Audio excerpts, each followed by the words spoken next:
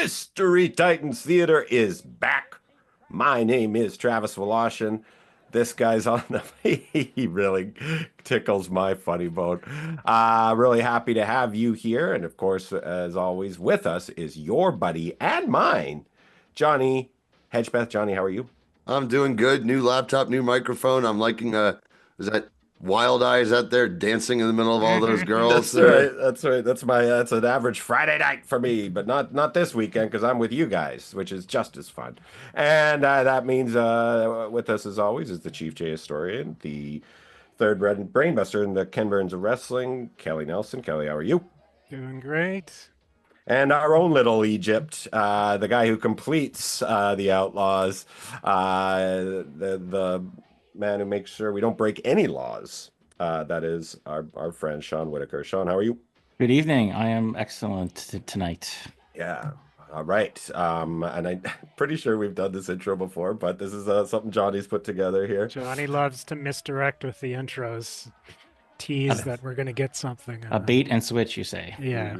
A bait and switch. I need something He's a on the big background. he's a modern WWE fan. That makes No, sense. it's a good idea when we're just talking. What was Got him that? up that.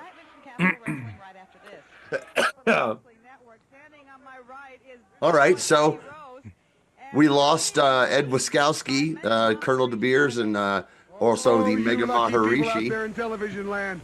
I thought I turned this up a bit, right? Educating individually the people of Salem, didn't you? Well, I'm sorry, but they need a little bit more enlightening than the average crowd.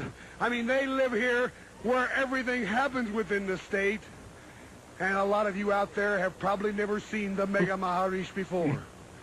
I am today. The Mega Bucks, the original Mega Bucks. Do you think they filed a cease and desist? I am the bird in the tree Pretty close. that sings. I am everything about the Northwest that you wish you could be. But the Mega has it all. Look here. Miss Jeannie St. James, before she joined the Mega Maharishi Foundation, This is so was funny. admittedly a loose woman. She drank vile liquor, Vile liquor. and she did everything that a woman was not supposed to do. Oh, and what is But her that? mother tells me that That's now what she's she joined the Mega Maharishi Buddy Please, Rose wouldn't fill agree. me in. Buttoned up. She's even coveting her bosom now on television. Covering her bosom. She's Watch losing her. it. She's dying. She's I'm sure that she's my- dying during this my thing. Corpsing. follower She's here corpsing. has Call gone for the astray man. somewhere. But she's a good woman. A good woman. Not near as all-powerful as the Mega, but definitely as good as I've found. In other words, constructive criticism was what he was giving you. The man speaks his religion very well. And we have lots of talks down the road, up the road, in the sky. Wherever we go, the Mega Maharishi and myself, we talk. And we listen to each other. We never ever get into an argument. You can never get into an argument with this man. He has the answer to every question that you have about yourself or about life. I will give him that. But when it comes to the answer in that squared circle and facing your opponents, Playboy Buddy Rose has been finding those answers. And Steve Simpson, who I'm facing tonight, is going to find out how the Playboy wins his matches. You people are going, oh, Rose, you haven't won a match in a long time. I haven't lost a match. Why in you a got to long bring that time. up, first I of can't all? remember the last time I had my shoulders pinned. But it's not whether you win or you lose. It's how you play the game. Well, that's And I nice. like to play the game rough. Huh? And I like to play the game hard. And I like to hurt my opponents. And I like to also show my opponents what stardom, what glory, what a Playboy He's looking really for is. it. And He's that is trying to exactly find a 8 landing years here. In the Northwest, in and out of the Northwest. Has anybody held that record for 8 years in the Northwest? I'm probably the oldest living legend at the age of 32 in the Northwest. Is this Portland? Yes. Yes. Mega Of course it Maharishi is. only 1 month behind me. He came in 1 month. All the fan mail, territory, Travis, is going second to oldest Vancouver, living Flying quite a Washington. bit since Yeah. we There was last. an address So on the with screen that, earlier. Two living legends right here. There's the fan But a mail. lot of green paper in the bank. Hi, can I talk to Mr. But Fan that paper Mail? isn't the point anymore with the Mega. And It's the religion with the Wiskowski Mega got a lot of and his the winning of ideas matches. for his gimmicks by Well, what was going on in the you like to Northwest. touch me all the time. You So always try Mega to turn me Maharishi around. had to do with That's some one of the cult evils thing that was going on at the time. Yes. And Colonel De Beers, even though he was South African, was Right. inspired by the white supremacist shit going on up there as well. Yeah. Well, thank God there's no South African racists running the world now. No one prominent of that ilk is making headlines at all. There are several racist South Africans running the world right now. It sucks. And Mega Maharishi. One more thing. I hear that Bobby Jagger's down there training every day at the sports room with Ricky Vaughn. In other words, they're still on. Oh, a Ricky Vaughn drop. Lance Von Erich. And Steve Simpson also. Do we know who the interviewer is? Yeah, that's the genie, the one the loose woman they're talking about. Yeah, well, I mean, before we just saw her now. Has she been in anything since? Have we seen her before? Possibly. I don't is think she- so. Is she a recurring part? She's part of Portland wrestling, yes. What I'm saying is, I think I'm in love, you guys. Uh-huh. All right, Something about so those 80s blondes. Yeah. and- so we're going back to Crockett Worldwide, Sundress. our worldwide project, and this episode, we're getting closer to Starrcade. This episode was recorded in St. Louis, not North Carolina. They taped it in St. Louis, and the local promos are for St. Louis. Because like they're this far away from buying out Bob Geigel's territory. Right. Yeah, and Dusty's leg has just been broken, if I recall. Yeah, he's back. He's back. He's gonna fight Flair. He's got we'll see more about his leg in this episode. Okay, There's some okay. great stuff in this one. I'm having the Space Kitty hazy IPA from Parallel 49 tonight, gents. Whereas I have the Oh, standard, Second very MTT standard. in a row where the guest was drinking Guinness at the beginning. interesting stat. That's what I'm It's here old for. reliable. Who's on next time? I think it's Matt P. I gotta tell him to make sure he has a Guinness. Have a Guinness streak going.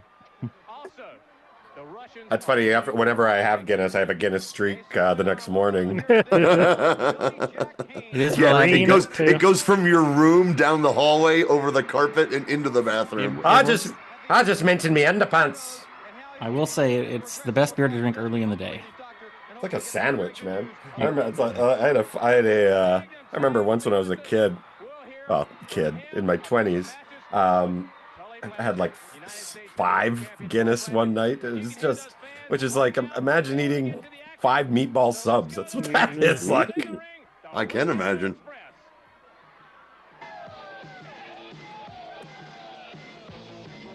Oh, I thought it was Kenny Loggins for a sec. No. Listen, everybody, let me tell you about the rock and roll. All right. Hey, you hip cool cats. Well, this is the Battle of the Rock and Rolls. We've not seen this yet, Yeah.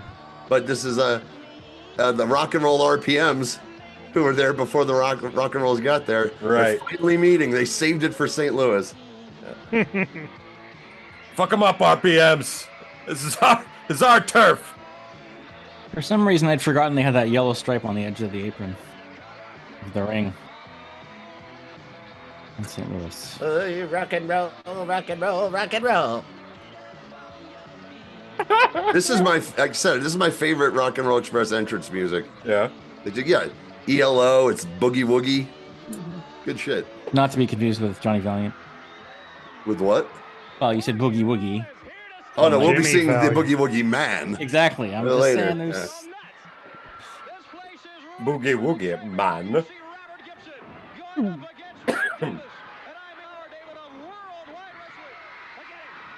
So who are the RPMs again, Johnny? Mike Remind me. Davis and Tommy Lane. Tommy Lane. About to show how they're number 1 with a bullet. No, I guess not. And they don't announce them as the RPMs either, because remember they were like, what were they, DJ and LP? The Rock Oh, and Roll yeah, RPMs? right. Yeah. That was brilliant.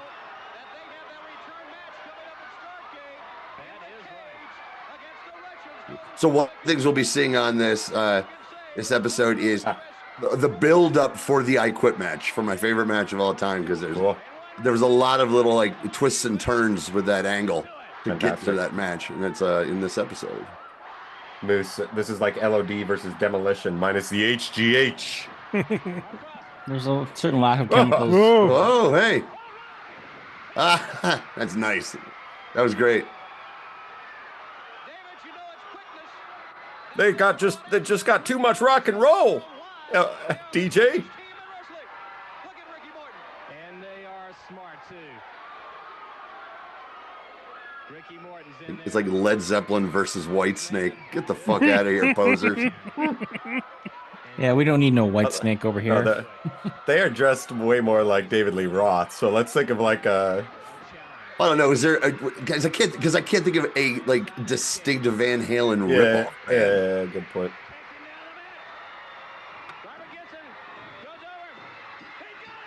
Wow. Wasting no time tonight. Yeah, what was that pen though? It looked like he was pinned him by the throat. Yeah.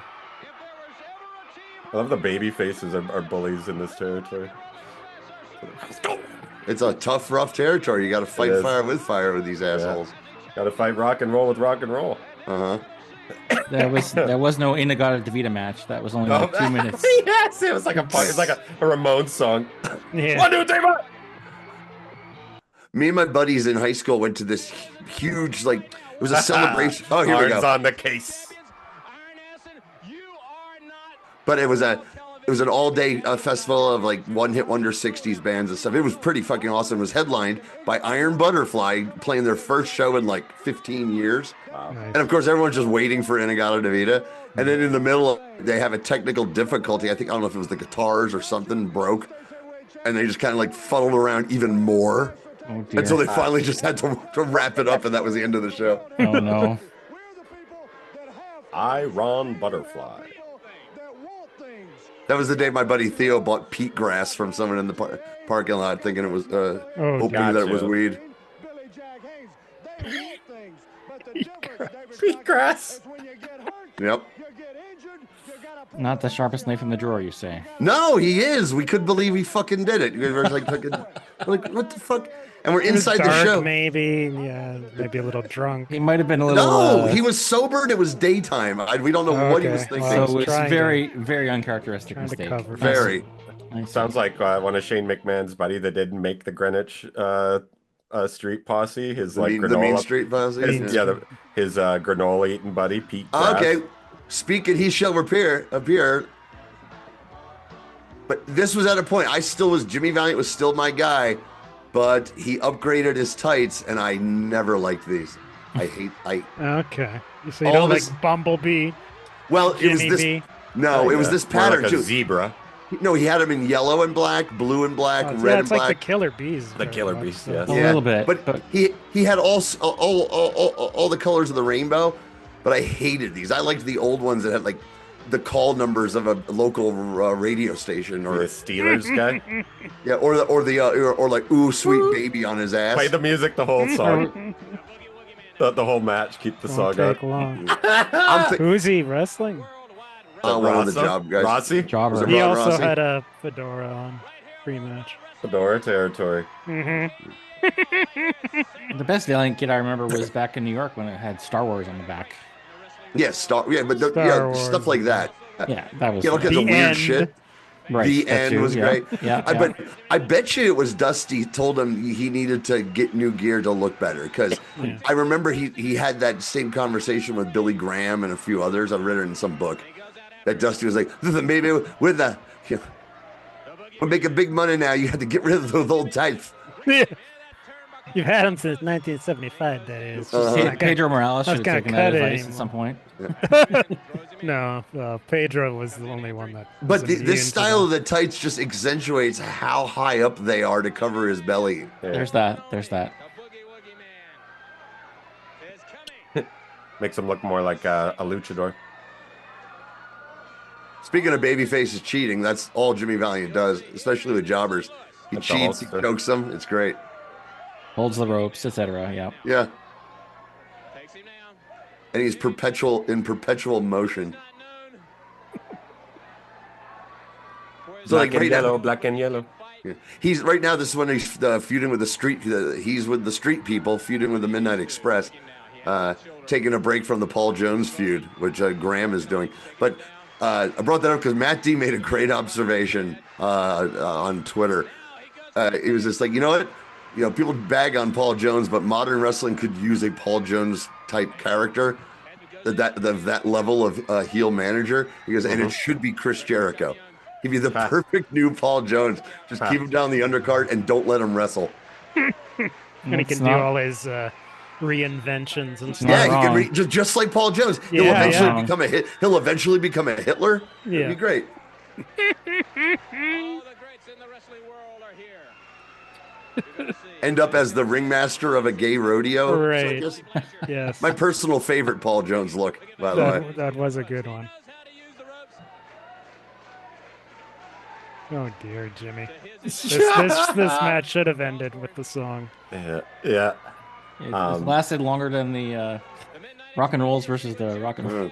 Moose thinks he looks like a rejected moondog at this point. Also, you'll see Harley Race. He could have been there. Well, yeah, A for sure. moondog, kind of leader. He's got the beard. He's got the gut. Oh, he's the Didn't one. have the bone. But he's from New York City. He can't He's from be the a New York hillbilly. City, man. He's no That's hillbilly. true. That's true. I'm from the Albany Bulldogs or Moondogs. Yeah, the upstate New York Bulldogs. Bronx. Dude, I'm totally serious. So I'm like 15, going on 16 here. And I'm in the height of my fandom. Joking, I'm at the height of my fandom, and I have to tell you, it bothered me. These guys, I hated them so much. I kind of like him. Pittsburgh Steelers. It does look fresh. Yeah, is he from Pittsburgh? Well, no, match that's was just terrible though. That match was awful. Yeah. Look, all Jimmy Valiant jobber matches are awful. Yeah. Glad you said it. So 'cause, weird. If he's not feuding with Paul Jones's army, I really Right. don't. But want to see it. Right, but it wasn't just yellow and black. Like I said, There's the no next week it'll be red and black stripes. Oh yeah, he has black a stripes. like He's got a rainbow. Yeah, like a teal one that's pretty dope. San Jose When we Sharks. talk about the Major League of Wrestling, the Here we go. Carpet samples, carpet samples, carpet samples. Jim Crockett Promotions. You might need to turn. I need to see who this is before I tell you whether to turn it up because there's Arn some. again. Sans fedora. Oh, yeah, turn this up. This is historic. Television champion. I think the fans know the circumstances around that belt, Arn, and Do you have any concept of law in theory? No. Okay, one thing about law. Hilarious. Possession is 9/10 of the law, and as you see, I am That's what I possessing. said a few Now weeks ago. then, are you man enough to take this away from me? We're gonna hear a term that's Anybody first standing for the around man first enough time. to take No, this this away from me? is really Well- here. Okay, now when you're talking about Jim Crockett got Promotions, bleeped. you're talking about the Racist four language. horses. Yeah. The four people that make things happen. Listen. You're talking about Double A, Ole Anderson, Tully Blanchard, and Ric Flair. So now then, anytime one of the four, all of the four, or half of the four head your way, St. Louis, do whatever you have to get there because you're going to see the very best at what we do, and that is professional wrestling. Bye-bye. It's been your pleasure. I'm out of here. All right, That's so the we first Arn thing. Anderson. Let's bring we it out. missed The it. United States heavyweight says- champion, along with Baby Dolly's perfect. Because champ. we're the Here's four Tully Blanchard. horses of this business. Oh. So it might have been before actually the Interesting. Horseman promo on TBS. Yeah, I thought it was on TBS with all of them together. That's that one. This might have been the precursor. This was the prototype. Yeah. For those, that Fedora count is at 3. in today's episode. All right. Some young wrestler needs to study this and just not what Tully's saying. His hand movements while holding the belt. Nobody does it like Tully. You were right here in St. Louis. I like the way he holds the belt too. Yeah. And now you've Nobody seen holds the belt better. And talking with his hands. Jim Crockett He was an outstanding TV champion. will be in St. Louis. He's a U.S. champion Yeah. here. Yeah, people yeah. Gear up, get ready for it. But he You had think the TV Cardinals title are earlier great? in the year. They are. Jim And would Crockett have it Promotions again is greater. in the And when you future. see Ric Flair's name, the world's heavyweight champion, on the marquee, Tully Blanchard, United States heavyweight champion, Ole and Arn Anderson, the world's television champion, and the national tag team champions. That's Remember it. those The four belts that horsemen. don't mean Double A anything? said it right. That's he said it. The four horses. Get ready, 'cause when I walk down Right that there. aisle and bring the perfect Yeah, I moment, thought we you'll didn't see miss it the anything best. from Martin. Mm-hmm. Yeah, it was Horses. yeah, he says that. It's like Arn said, we're the four horses. Best in wrestling worldwide. I heard. There you see. Arsal, the world Okay, so team champion. Here's your job guy contingent. Oh man, everyone's just getting their ass kicked Job tonight. guys, job Hold guys, on. job guys. These guys are a little higher up. You got this, dudes. This is Brady Boone, who was the cousin of Billy Jack Haynes. That's right. Sam he was the Houston. Battle Cat in WWE. Yep, Sam Houston. Michael Samuel Houston. And Coming with gray tights. yeah, I can't. Not Joel Deaton, one of those guys. Or is that Brady Boone? That's Brady Boone in the gray. Yeah, because he does look like Billy Jack Haynes. He looks like a shrunken Billy Jack Haynes. He can get all his vitamins growing up. Ha. The power, the might, the destructive power of the Russians. Look at it, watch it. So when did the Russians win the tag straps back? About the 2 shows ago. But it wasn't televised. No. I skipped a couple there was hardly anything on there, but one of those was when they announced they won the belts back. Must have They been literally Omni or something. they literally had them win the belts back just so they could lose them back to the Rock and Roll Express. Yeah. That they are. Because now Sam Houston, the young man. Oh, St. Louis. I know. St. Louis Hilarious. loves Sam Houston. Yeah, I'm like, are they expecting a big comeback? A fired up babyface comeback? I'm like, no, it's not going to happen. Like Well, Dirk this Diggler. right here. Well, no, this right here is a match at Starrcade. Sam Houston. It's gonna be Sam Houston defending shit. the Mid-Atlantic title against Crusher Khrushchev. Not going so well for Sam. I'm like I said, there's no big. He's like, Sam Houston I'll join offense. you guys. I'll join you. I'm sorry. I'll be a communist. Oh. I'm even wearing the right color. Already got the red. Yeah.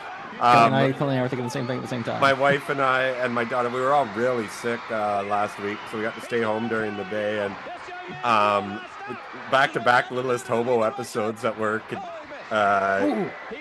continued, and one of which had like a Russian guy who was a castaway, and the child actor figures out who he is, and he tells his sister and the dog, "Oh my God, he's a commie." It's hilarious. The Littlest Hobo. Do you know this show at all, Johnny? I've heard of it. Yeah. It Great theme did song. play in the States, I know that. Oh, like you were watching like some show from like 1982, or was this? Yeah, pretty much. Yeah, totally. It's pretty early, man. It was on for It was on for years and years. Yeah. Yeah, different. It was on CBC and CTV. It was really sad when you were a kid, because they'd always have to, I'd say watch goodbye to the the family. shit out of it. When I was Yeah. me The whole too. because the dog keeps going around like he's a hobo. He's just, We're gonna add that too. Oh, I didn't ask you for a Patreon match, Sean. You got one if we need something? I'll have to think Right, so we'll of have time to something. think about it. Improvise. If not, I've got something that Kelly confirmed for me what it was. Well, let's go with that then. 'cause I it's already think in we the bank. watched that for. Did we? I think we did. When we did a Cal tribute, A Cal Rubin we tribute? watched a bunch of Spectrum matches, and that was, I'm pretty sure, one of the ones we watched. I thought we hadn't seen that since Titans. No, we did definitely watch it. Yeah. We'll figure something out. But I've got a whole Littlest Hobo Playlist. opening music as well. possibilities. Opening It's closing credits. music. Oh yeah, I Opening- can. closing Yeah, we credits. can do. There's a voice. Don't call me. I'd love to sing that on karaoke.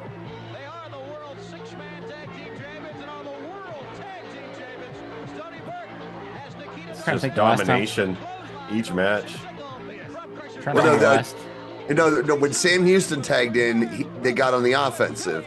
So they Right, always a do the little same bit. thing. Well, no, tiny bit. he was beating up Ivan, he was beating up Yeah. Crusher, and then of course they do that. Who should I tag in? Stony Burke. The man Okay. they call Ravine. Freak of the devil.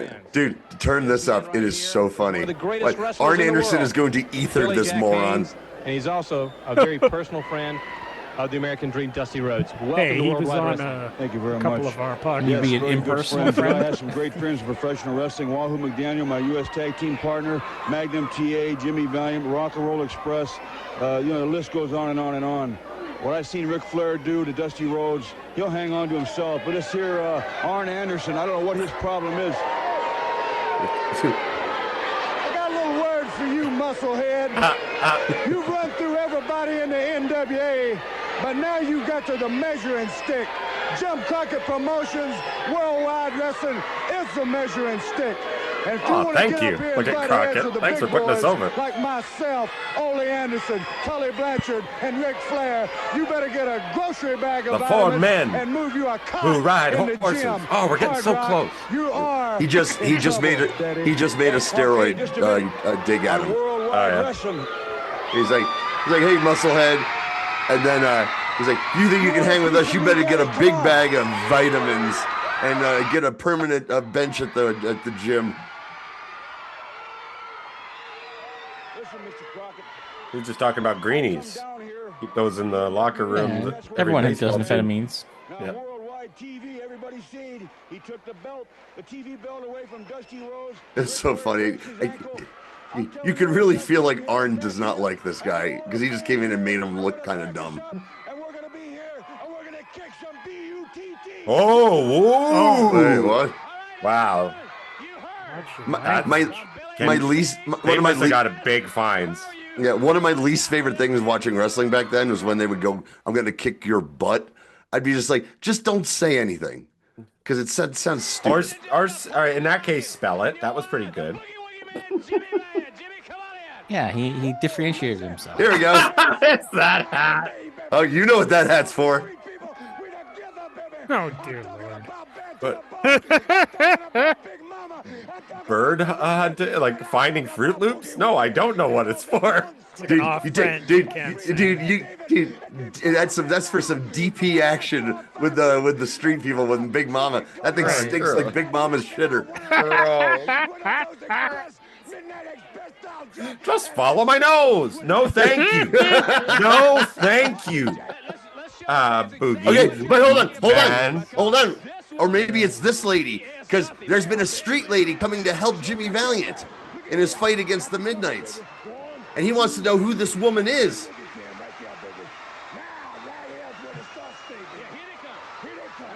I like the Midnights going after him. Yeah, they've been feuding for a while now. Jack, Jack.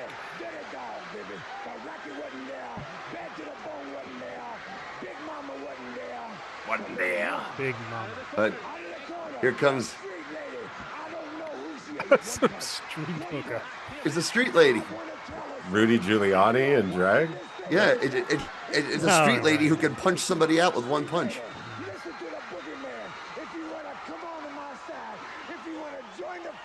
The street people, please write your station or write President Reagan. Do something. What? Come and see me, Yeah, baby. President Reagan. What do we have here? Well. Nancy, take that out of your mouth. Do you know a street lady? Well, let's get that crack on the street. Let's get that crack distributed well.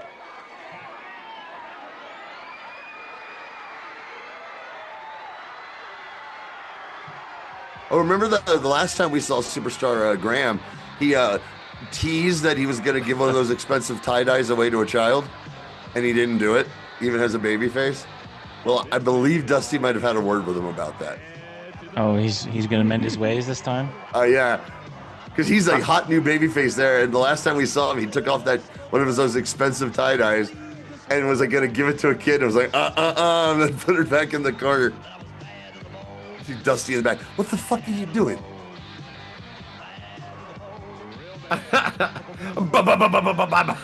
Oh boy.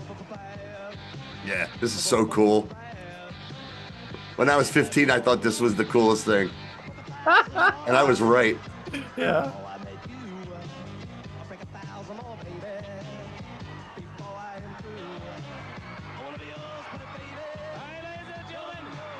I was also a huge George Thorogood fan. I know you when I was mentioned that before. 15 and 16. How could you not be a George Thorogood fan? I saw them live, man. They were great. Yeah, he was a big part of wrestling at the time too. His music. Was Yeah.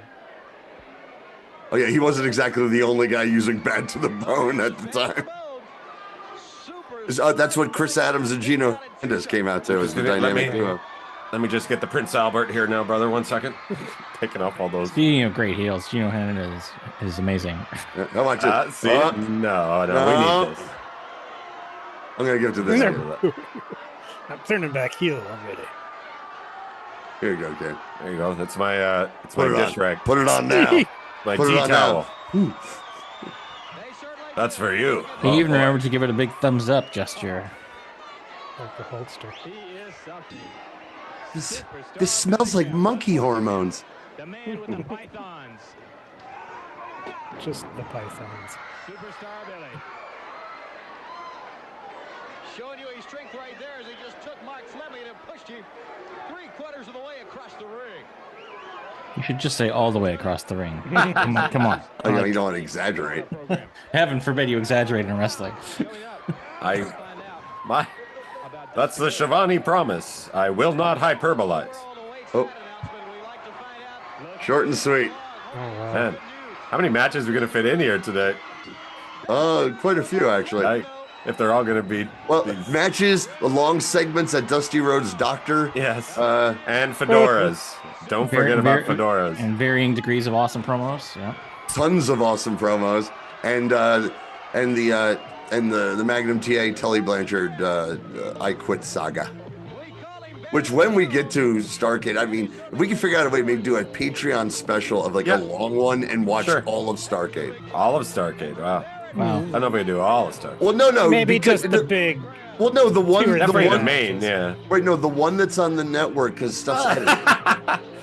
It's like Dirty Dancing. Yeah, the video release matches are edited. We can watch that. True.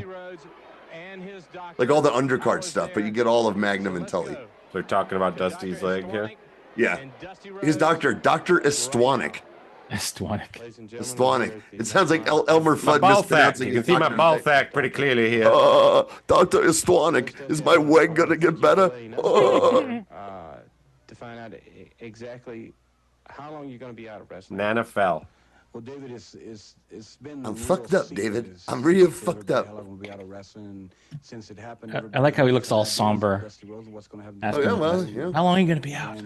This is a very important time for me, and it's a time to where I reflect. Well, Dusty was great with these quiet promos. And Dr. Estwanic is the best at what Serious he does. That's why I'm Now, okay, listen to Dusty say Dr. Estwanic with his list is fantastic. Sports injuries, and he's interested in one man right now, a big old boy from Austin, Texas, Dusty Rhodes, the American Dream, and like my father being a plumber. That's sorry, I lost my train of thought. Wrestling is all I know how to do. I know how to do nothing. I don't know if you saw the pictures of this, Kelly or Travis or Sean, but during Kevin Owens' little feud they just had with Cody Rhodes, like his mocking T-shirt game was on point, and like one was like Cody sucks eggs. It was the Terry Funk shirt, but the other one he had the spoof of the one that Dusty used to wear that said, you know, the American Dream, son of a plumber. It was like the Canadian Dream, son of a Canadian security technician. Right. Yeah. Very funny. That's what he wore at Royal Rumble. Yeah, I did see that. Yeah, I saw a couple of photos from that.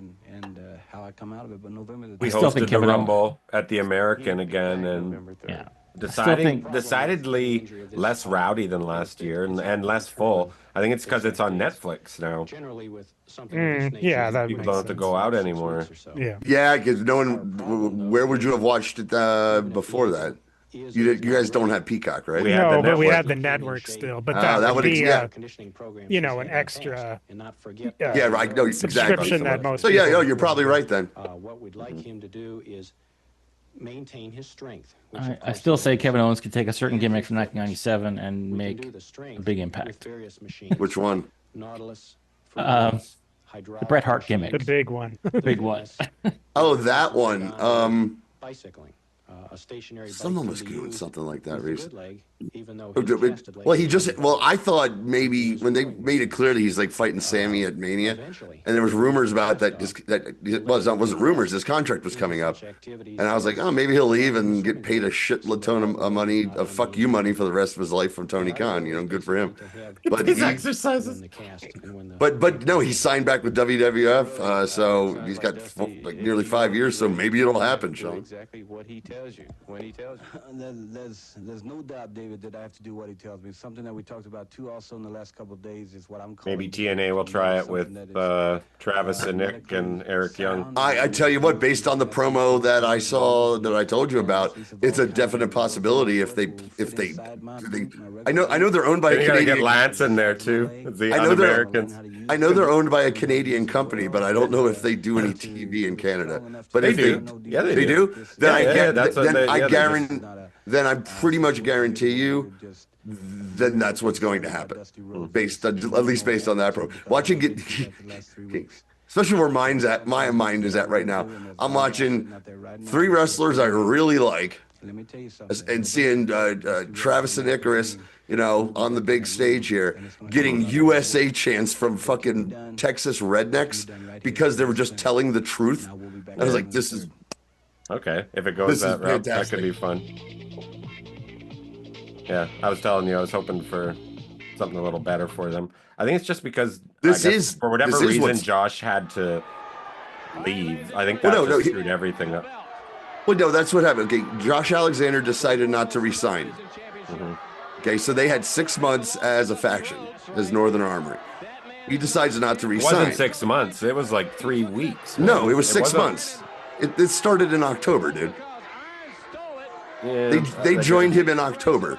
Yeah. And I don't know. It all felt really kind of rushed. Well, yeah, if you didn't know that this all started in October, it was like nearly 6 months. And he decided not to leave. I mean, he decided to leave, right? So they have an idea and a role for Northern Armory right now. And because they're young, they're on TV for the first time nationwide, so this is the role for them. So they got to get them away from Josh, because if Josh leaves and they don't do an angle, then they're kind of fucked. So that's what I meant. That's what I meant. So it they felt do like this. That. It felt like they had to do like the kind of switch of the right. But what I loved about it, watching it, was the way they did it was a callback of sorts to the match with for Flair. Begged Sting to team with him against Arn and Pillman, and as soon as Flair tagged in, he turned around and punched Sting, and they beat him up. It's pretty much exactly what happened. And I was like, oh, I love that angle, and it's great. And they were getting more heat now, where they're going now with Eric Young, because they're in the mix. Those guys right now are in the mix with. We're in the mix with 3 of their top guys: Eric Young, Josh Alexander, and Steve Macklin. And so they just do nothing but talk them up as the future and all this shit. So they had to get them with another leader. So, I don't know. That's the other thing that just felt and again, like, months shit. and it months. Felt like, no, it felt, I don't know. A very arrogant man. Well, I mean, no offense, but I was watching this for the last. I was watching 6 months. it too. I was watching it too. I was watching it too, and I thought it just felt kind of haphazard because it felt like I thought it was very well done. They had to do a Band-Aid solution. But I think they came out better for it because they're more over now. 2 things can be true at the same time. It might have been a Band-Aid solution, and it could have really worked. Well, that's booking. Guys decide they're going to leave. You have to be able to pivot. And I felt it suffered for it. You just want them to be immediately beating the Hardys and being the tag team champions. That's what you want. No. No. I just want something a little better. I think this is pretty damn good for an unknown team on TV for the first time. Me and some of the local talent have had conversations about it, and we're not so thrilled about it. But we're great. We're happy that they're up on TV. But well, I mean, maybe you guys are a little too close to it.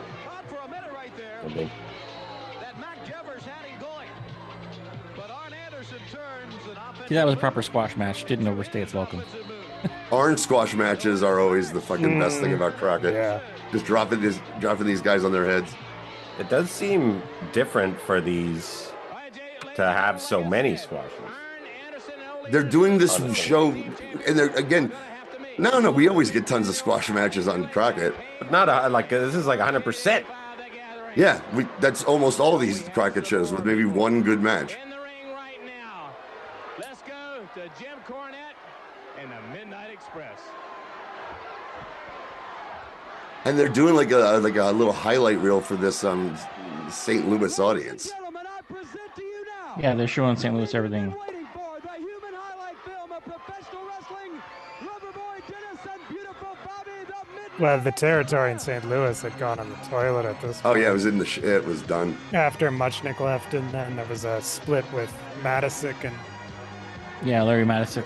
Geigel, and Harley Race was on the other side too. A whole bunch of them. Wasn't even Vern Gagne involved with it? Yeah, Gagne had a piece too. And they just It died in ran it committee. into the ground. Matisic went to WWF, promoted St. Louis for WWF. And that didn't work either for a long time either. No, For New York. no. St. Louis was a, serious wrestling town. Dude, I love Bobby Eaton with that robe. So It was- Crockett worked for St. Louis. WWF not so much.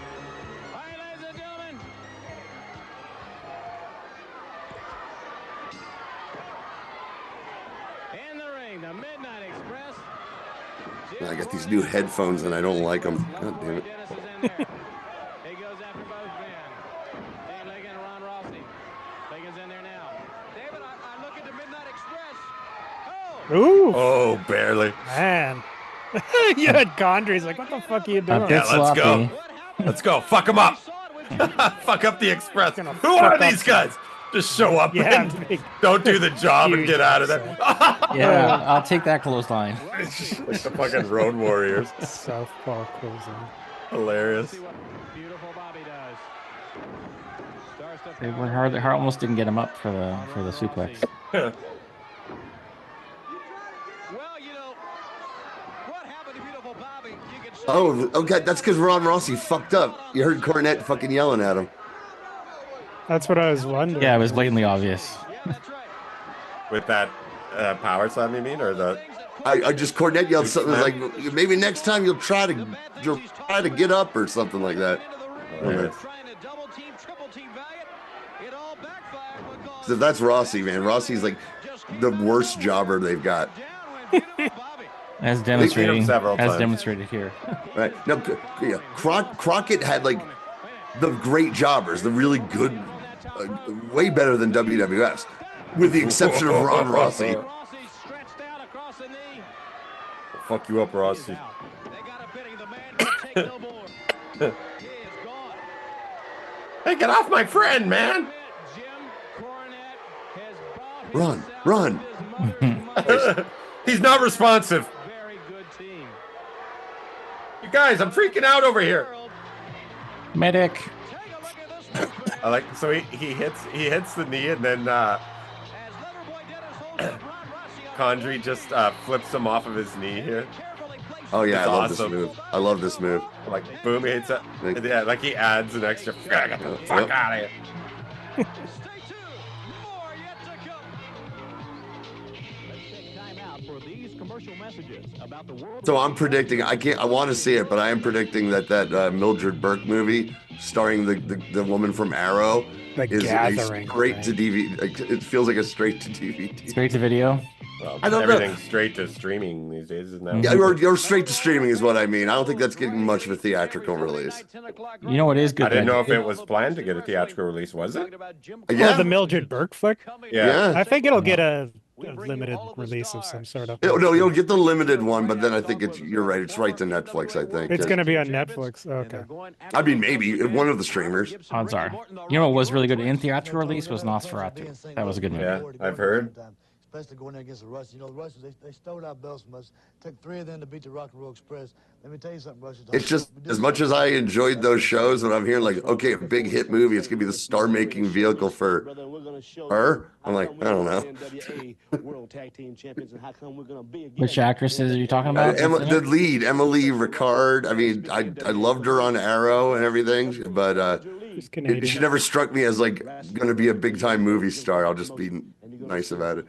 But she looks great. She got fucking jacked. Talking about some of the top athletes in the world today, this man, former U.S. heavyweight champion, one of the top contenders for. There's a star right there. There's a movie star. This is Magnum TA. Needs a cigarette pack in one of those front pockets. Anytime you're talking about the world's greatest athletes, you're automatically talking about Jim Crockett Promotions. JCP Sports as it is. And what I'm thinking about... You notice they keep talking about this wonderful promotion because this is to sell it to the new audience. Very few people. And the number one man in my mind right now, most people would think would be Ric Flair, World's Heavyweight Champion. Interesting. Yeah, they really are leaning into it. On top of the heap. But the man that I feel the most animosity for, the man that I despise the most, that I hold in the lowest regard, is Tully Blanchard. Because Tully Blanchard is a man with no scruples. Tully Blanchard is a man calling himself the United States Heavyweight Champion and being recognized as such because of a theft. Because of the fact that he had Baby Doll come down the ring on one face. I don't know the word in English. Security guard hand him a foreign object which enabled him to knock me out and get a 1, Okay, 2, 3. Magnum TA is also giving a quick auctioneer-like rundown of the entire feud for this new audience. And I don't like that. I don't like it because I worked long and hard. I defended that title against all the top companies. You provide an exposition. Yeah, that's exactly Dusty's direction, dude. Yeah. I mean, could be a little more succinct exposition, but here we are. No, take your time, baby. Take your time. There's a lot of info to drop, baby. You gotta fill some time. Hey, here's double the boy, Magnum. that guy ever shut up? Seriously. Okay, that is Seriously, I have a few addendum. Magnum AT. Look, I am sorry, dude. I'm not sorry. If you don't look at that look, that shirt and those gloves on that man right now, and not think that that's sexy, I don't know what to tell you. Plus, he has the hair and the Sexy fucking mustache. man. Yeah. That 80s Chippendale. This is a match that I'd love to have it full because it's I think it went 60 minutes.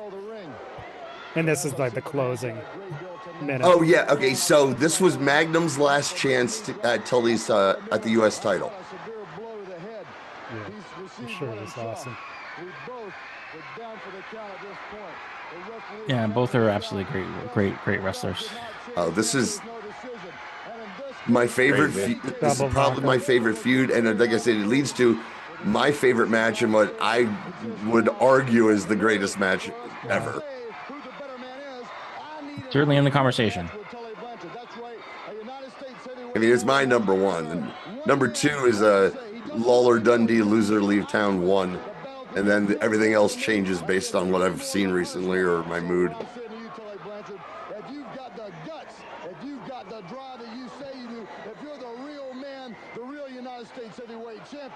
So it's a draw, right? So Magnum's fucked. That was going to be his last shot, but he's managed to. Who's that? I can't. It's Sam Houston. It's Michael Samuel Houston, I believe. Yes. Dr. Michael Samuel Houston. Eddie Adams. Eddie Adams from Torrance. We need more wrestlers just in jeans. Yeah. Tully has no friends to come out and help him. Kind of makes you feel. Oh, here comes some. Tully got buddies too. Allowed. Well, that's the rules. Oh, get up. Hey, we need more wrestlers. Get up. Shake him harder. Yeah, this is what you should do when you suspect a concussion. Just shake his head some more. Okay, there's Ole.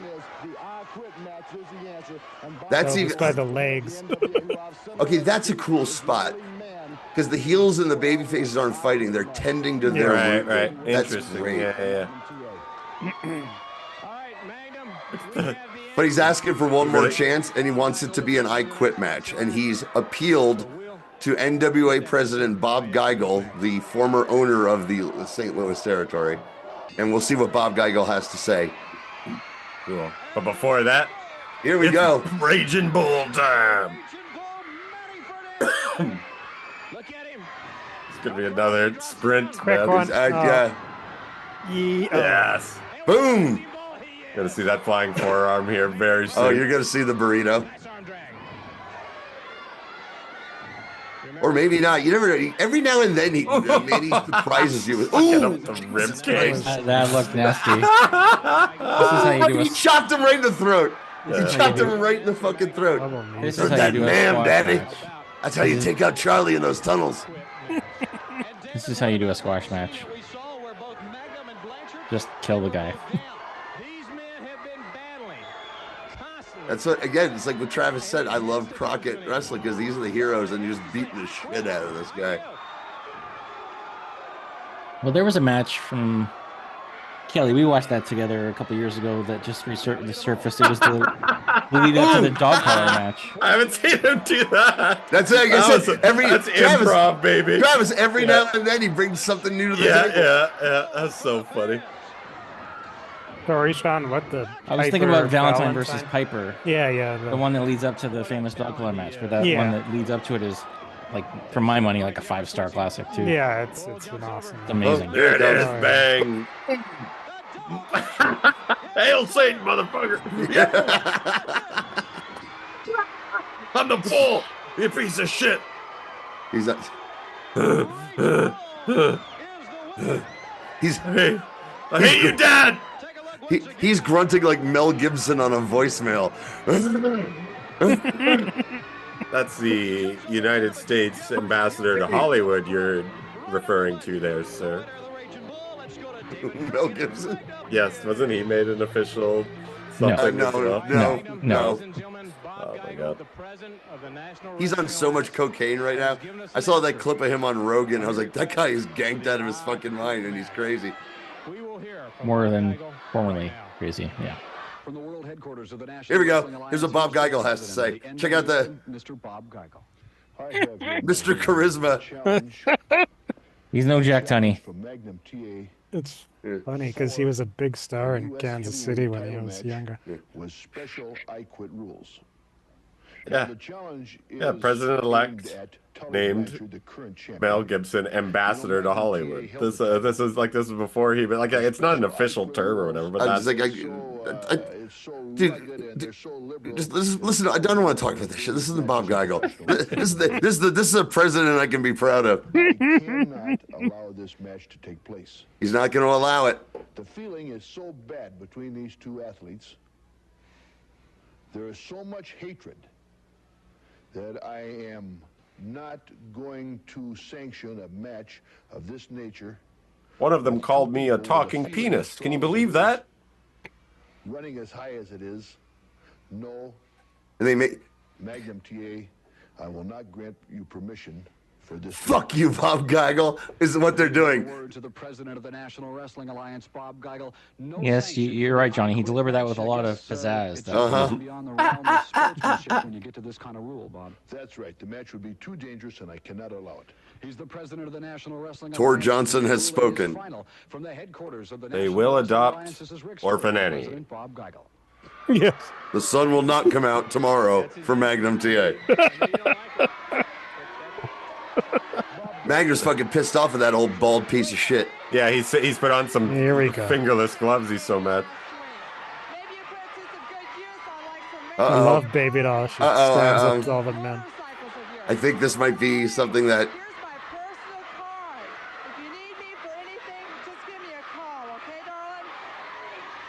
There we go. Oh, this is I believe this is the famous. One of the Yes. Yeah. One of the famous moments. Listen to Crockett. She likes it. She likes it. She likes it. He's jerking off. Sorry. He's for Jerry Lawler getting material for the Attitude Era from Crockett. Yeah. Yes. So that's not the worst part. That's the worst part. Yeah. He rips her fucking shirt off, dude. Really, And Tully's like, Tully. fuck you. Tully is totally in the right. Yeah. Of course. Fucking Magnum. Did you see the way Tully tackled him, man? That looked real. Yeah. Oof. Yeah, have David eat. You were supposed to tear a I'm fucking shirt off. I'm hard as fuck too, you guys, but let's settle down. See, look at this. This feels like hate. This feels so real. Yeah.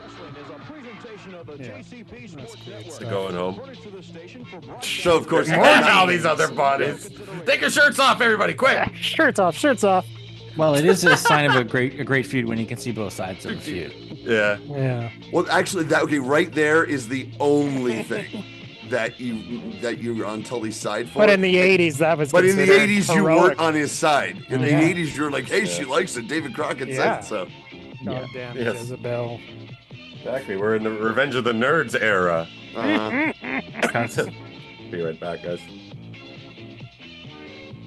And I'll spoil it for you, but the way we actually get to the match is Jim Crockett says, fuck the NWA president. I'm going to make this match happen anyway as an unsanctioned match. Uh-oh. Travis left. He's going to miss the big the long con. Week 50. We're going from Dave Crockett to Mean Gene. A little upgrade in the ringing on-air Oh, talent. dude, I love Dave. Dude, I've grown to love David Crockett. I'm not saying he's terrible, but hard to compete with Gene Okerlund. I love Gene Okerlund, but sometimes Gene Okerlund felt too fake and rehearsed to me that I kind of just got turned off. New England, as a matter of fact, it is the talk of the wrestling world. On Friday night, the second, what are you doing? I seen you suffer. I seen you screaming in pain. Me? I seen you with my own eyes. You, Hogan, temporarily blind. And You can tell Fuji did his own makeup because it's so amateurish. And I love it because I have goosebumps. Let me try and do the same as you guys. No. Okay, so this is remember when we saw Killer Khan spit the mist in Hogan's face? That awesome. This is what they're talking about. They're going to fight in Hartford because of that. This man trained very hard. Sorry. 5,000 Gets himself hyped in the morning. Okay. Yeah. Listen to Gene Okerlund in this one. This is wild. You're talking to me.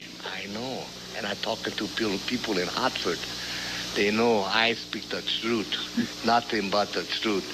I put this man to hard training just for you, Hogan, because I want you to pay. What happened was only temporarily. You know, there are a lot of Japanese people, not only here in Hartford, but throughout the state of Connecticut. Perhaps, could I prevail upon Killer Khan to speak some Japanese? よし、話いいね。日本の皆さん、よく聞いてください。フォークなんか俺にかかればやっつけてやるよ。なぜなら、俺は15の時から相撲取りになって、無理変でげんこつの世界に生きてきた。無理変にげんこつ、すなわち、ガッツが違う、ガッツが。根性が違う、根性が。見ておけ。ニューチャンピオンは俺だ。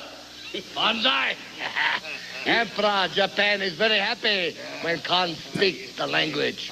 That's good. And all of That's good.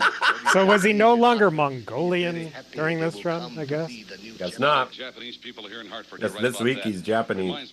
Okay. Actually, I looked it up. And they said his nationality is Oriental. Yeah, exactly. It's part of the greater Asian co-prosperity sphere, whatever right? you want it to be. And you missed Gene Okerlund. Gene says, he's like, well, you know, there aren't a lot of Japanese people here in Hartford. I was like, wait, what? But he said there were a lot in Connecticut. No, we talked over the end. He just goes, it's like he says, you can't throw a stone in here without hitting a Japanese person in Hartford. Hilarious. Oh, we're getting ads again. Start streaming. Visit crave.ca. Thank you to our friends at Crave and TSN. All right. There we go. Bundle and save, really? Here's some interesting. Okay, here we go. Kevin tell you about it. Hank, you know, So I stumbled upon this a while back, and this is young babyface Kevin Sullivan. Yeah. And he's feuding with Bob Roop, who would in the future be one of his minions. That's right. As Makan Singh. I can't remember. He wasn't Makan Singh. No, it wasn't Makan Singh. It was something Singh. Yeah, Dara. No, not Dara. I don't know. Dara. Yeah. Well, Dara's Doris. It was Doris. It was Doris Singh. Insert random surname here. Anyway. But in this, Bob Roop has, you're going to watch, he's broke this man's father's neck. This guy breaks this guy's dad's neck, and he gets his revenge years later by making him part of his weird sex cult. If you just can run this tape. This was the last big feud for Roy Shire in San Francisco. The last time they sold out the Cow Palace. As you know, this was 1977, San Francisco. Mm-hmm. It's considered, there's a bit of footage of it out there, but we're gonna see a little more San Francisco later. Yeah, prime of his life. But it was quite intense. He was a social worker. The promos were super intense. But listen, he's gonna make you cry. My dad's not a wrestler. He was a social worker. He broke his neck. Group almost caused that autumn. Wrestling, ironically enough. My father is laying in a hospital in Boston with a broken shoulder today. Eventually it will mend. But it's going to take a long time. You know, Hank, and the people out there know, some of the punishment we take is ungodly. But at 64 years old, you shouldn't be walking around like the Ringo song. getting thrown in the ring.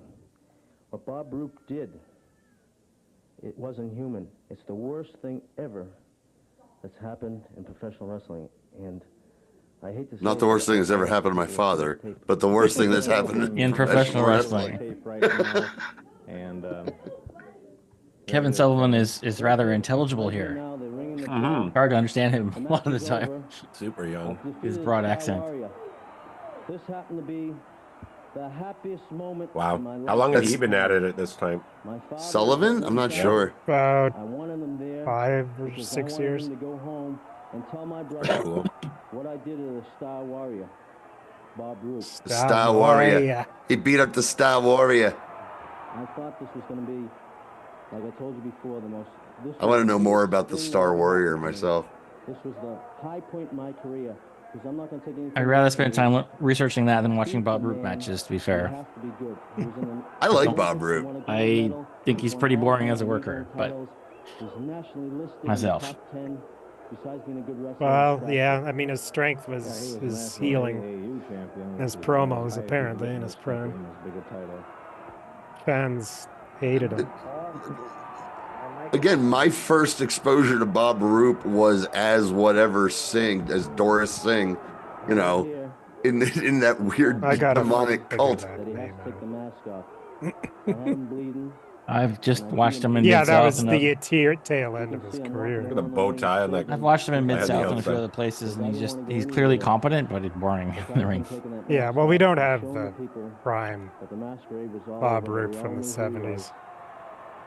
Oh, look at that ring! Look at that ring announcer's '70s outfit, man! Holy shit! The most important victory. The size of that bow tie is. That's what I was saying. Yeah, it's gonna fly away. He's got a little skinny head. Maya Singh. Maya Singh. Maya. Go right ahead, Singh. Kelly. Go right ahead. The floor is yours. Maya Singh. He was also the Star Warrior, as we're about to see here. Yo, he was the Star Warrior? He was the Star Warrior. I'm waiting for Kelly to sing too, Travis. In a Brahmin accent. There's got to be a Philadelphia Eagles fighting song, isn't there, Kelly? Well, there's good. quite a Dude, famous sing, one. Yeah, sing "Fly Eagles Fly." I'm not gonna. No. If they win the Super Bowl, I'll sing it on. Oh, you're not gonna jinx it. But I'll if they, sing it on the. you'll sing it on. You're not gonna jinx it. All right, we got it That's there. a promise. Okay. Well, you can sing it next weekend when I see you, Kelly. No. He had a promise. No, I'll sing it on. Eagles win. He's gonna sing it on the next show. Yeah. You can sing it multiple times. No, we're gonna put it on Patreon. You motherfuckers gonna have to pay. Yeah. Oh! See, it's Bob Roop. Bob Roop. That's not the Star Warrior. And that's Mr. David Sullivan. Prowse. Who is this? David Prowse. In a Darth Vader suit. Come on. Oh, no. He was the Star Warrior. Grandpa, oh no. Breaker. Oh, no. Oh. Illegal hold.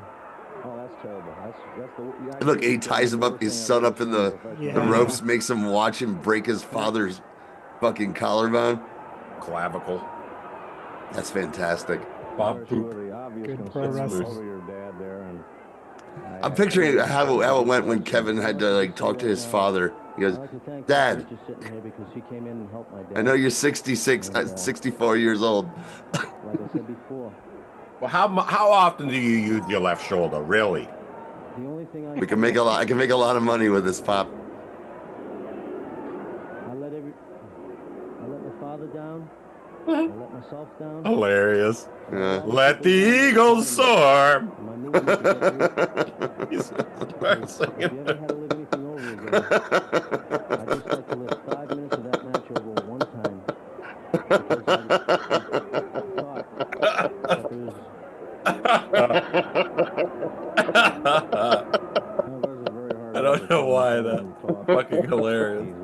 what it is. Working with Dad, who's seriously injured and now in a hospital in Boston, and hopefully he'll be out of it for too long. Kevin, good luck tonight, and I think that's the end of the tape. Yes, it is. I don't know. I think he got away okay. Look at that hair. Pure 50s. Look at that hair. Oh, Holy shit. So is Roy Shire's hair. Oh, Jesus Christ. Right here. As you all know, Bob Roop. I've seen Roy Shire's hairdo before. That announcer's hair looks like nothing I've ever seen. Oh, I take that back. Roy Shire's hair looks like something out of Star Trek. Are you calling him a Vulcan? No. This is one of those like alien races of the week. Looks like it's from the land of the lost or something. So because of that, the National Wrestling Alliance is now taken into consideration, and there will be a... This guy's a bleach killer. those eyebrows too. He's a killer at the Regal Beagle down the street. Because he like actually kills hookers there. It's a problem. Kevin Sullivan used his hold again. And here's the one that nobody's going to like me for, but this is the way it's going to be. Kevin Sullivan is... He says something offensive. If you'll just listen, I'll tell you too. The reason that Kevin Sullivan has been fined $1,000 is before the match in the Cow Palace. I told his father that he could go down to ringside, that he could sit there, but he couldn't go in the ring. And after the match was over, he did go in the ring. In other words, he ignored It's like my warning. the injustice that happened to Wild If Eyes. we let him, that means that anybody can go in the ring, and we can't allow that. So... Roy Shire is tough. Sorry, your old man's clavicle got broken, but I'm fining you $1,000. Yep. He's the promoter. He's got to maintain order in this promotion. I don't know. Seems like a dickhead thing to do to me. If you ask me. 100% dickhead thing to do. That's what they do at the top. Keep a room. All right, here we go. Wrestling. All right. Turn this up a little bit. Just one more word from the late great Colonel De Beers. Probably missed one of the greatest exhibitions most viewers of we've had all night. hand-to-hand combat that's ever come down to the pike. You maybe have seen tough man contests, street brawls, but you missed Colonel De Beers.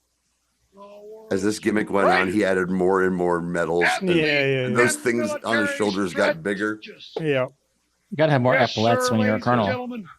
Beers. Myself and Buddy Wayne. Wayne and De Beers. No beers. Buddy Wayne. Pride We're of in Pacific single Northwest. matches right now. I saw Wayne and De Beers open for because the Liza Messina. promoter is afraid of the violence. There will be so much bloodshed that the whole first row will look like, you know what? Who's that comedian that smashes Gallagher. all the pumpkins? Yes. And what's his name? I don't know. They will That's Dutch probably Savage, by the way. cover the whole front he's row unmistakable. with plastic because of the HIV virus that we're gonna spread. Oh, get out of it. That's terrible talk, De Beers. What kind of talk is that? There's young men, women, and kids in the audience. What kind of talk is that? They should know about AIDS Insane. because this is an HIV-infected country. South Africa is still pure. Jesus. We have none of those lowlifes that contract diseases like that. Mr. Musk. We're a pure country. I disagree with you on it. Oh, God. You have This to. was You have to admire the commitment to the gimmick, right? this was Dying Days Portland. Colonel De Beers, as usual. The best part of that is when he first said that. Dutch Savage, that felt real. Like, what the fuck are you? Come on. We'll be right back after this message.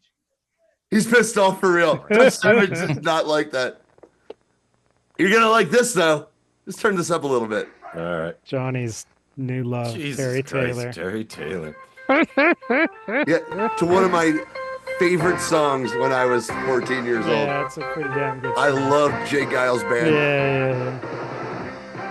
That was when I first when they hit is when I first started caring about modern music, and I had the things I liked and I didn't, and I loved Jay Giles' band and Joan Jett and Terry Taylor in a blazer. America! Oh, he's a natural.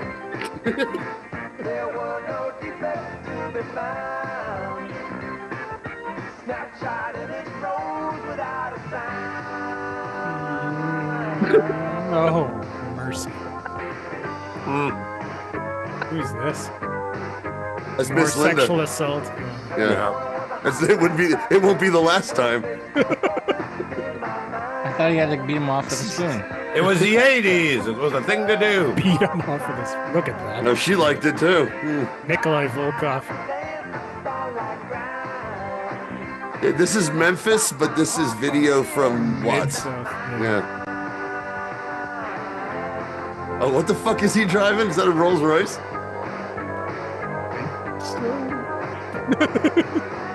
Oh, again on Nikolai. Yep.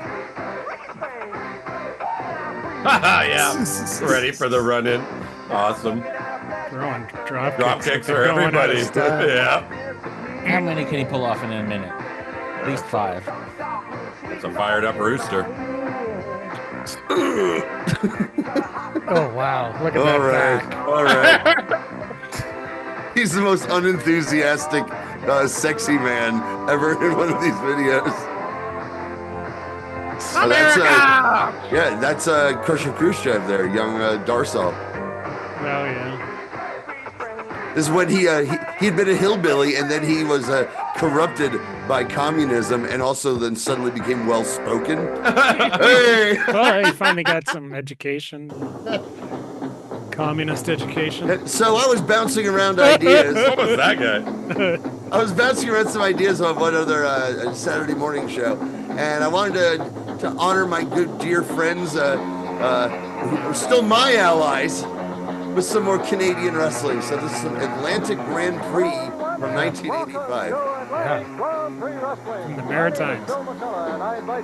Somehow we all owe you $20 now because we're watching it. But Johnny, you picked like the shittiest wrestling promotion of the 80s. So Oh, I know. He didn't really honor Cuban it. Assassin, man. Cuban Assassin. Right Okay, at it's the not start the there. shittiest, but it's in the Okay, no, bottom. dude. I originally picked one from '87 that might have been the worst one I've ever seen, and also the most boring one. So I was like, I don't know. And then I went to '85. I'm like, oh, this is really shitty, but there's some good names on it. At 230 pounds, True MTT viewing. You don't know what you're going to get. Sergeant Ryan O'Connor. Sergeant Ryan O'Connor. And the referee for this match With the RCMP. Is he in the RCMP? Well, hello again, everyone, and welcome to Atlantic Grand Prix Wrestling. So what part of your fine country that I'm going to be going to be using you guys as references eventually? Where is this from? Yeah, where's this from? This is from the very eastern, east as you can get. Okay. Canada, the Maritimes, probably Halifax. I was going to say, if it's Nova Scotia, it's got to be Halifax. Yeah, okay. Maybe Moncton. Forgive my ignorance. I'm Brunswick? gonna have to.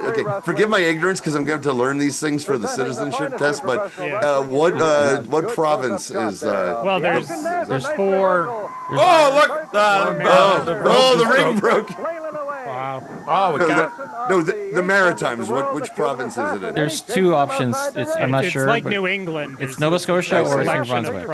Gotcha. Yeah, several provinces. I got you. Not PEI. Nova and it's not- Scotia, New Brunswick, PEI, gotcha. and who am I missing? Newfoundland. Yeah, it's not Newfoundland and it's not PEI. So it's one of either Nova Scotia or New Brunswick. Yeah. I Okay, think they did a lot I'm in writing this all New down. Brunswick. I'll help you with your test, Johnny. I'll help you with your test. Very help me- hey, close hey, to New England. Hey, counselor, you might be helping me with a lot of things. Well, let's talk about some of that off air, shall we? Could help with the piss test. Yeah. Trust me, like I fantasized about it, but I do know what's going to happen. Is I'm going to be holed up at my dad's place when I inherit it in the heart of rednecky New Jersey in like a really nice house on a lot of property in the woods, but surrounded by neighbors with an arsenal. So you need a safe room and a bunker, is what you're It's telling not me. a bad way to go. By arsenal, I mean probably, I don't know, 5 shotguns, but I have a friend from law school. He went to school with in the Carolinas. He knew Vince Carter, and he said when he moonlighted as a real estate junior, and real estate agents there would like show mansions off. Like here's the armory, here's the gun room, all done up with these fancy gun racks. This is a feature, not a bug. Crazy. Ha. Oh, that's nice. Come on, comrade. Sergeant. O'Connor's not going to fall for that. Not going to participate in that. As he got a nice reversal into. Is this the Cuban assassin? There's been a lot of them. Yeah. Okay. Still alive. I saw a recent picture. Might have been shared by Raj Singh. Or I think the Cuban assassin's son is on wrestling Twitter a lot. So Travis, last time I was at Boom, which was the you had someone who was really impressive in for a show, and it was it Raj Singh? It was Raj Singh. Yeah. That's Gamma Singh's son. Gamma Singh's son. Yeah, he's awesome. He's really a good. star, man. He's from TNA. Yeah, I was gonna say, Kelly and I were talking him up, watching his match. Yeah, super nice guy. I told him I was a big fan of his dad's. He's like, hey, me too.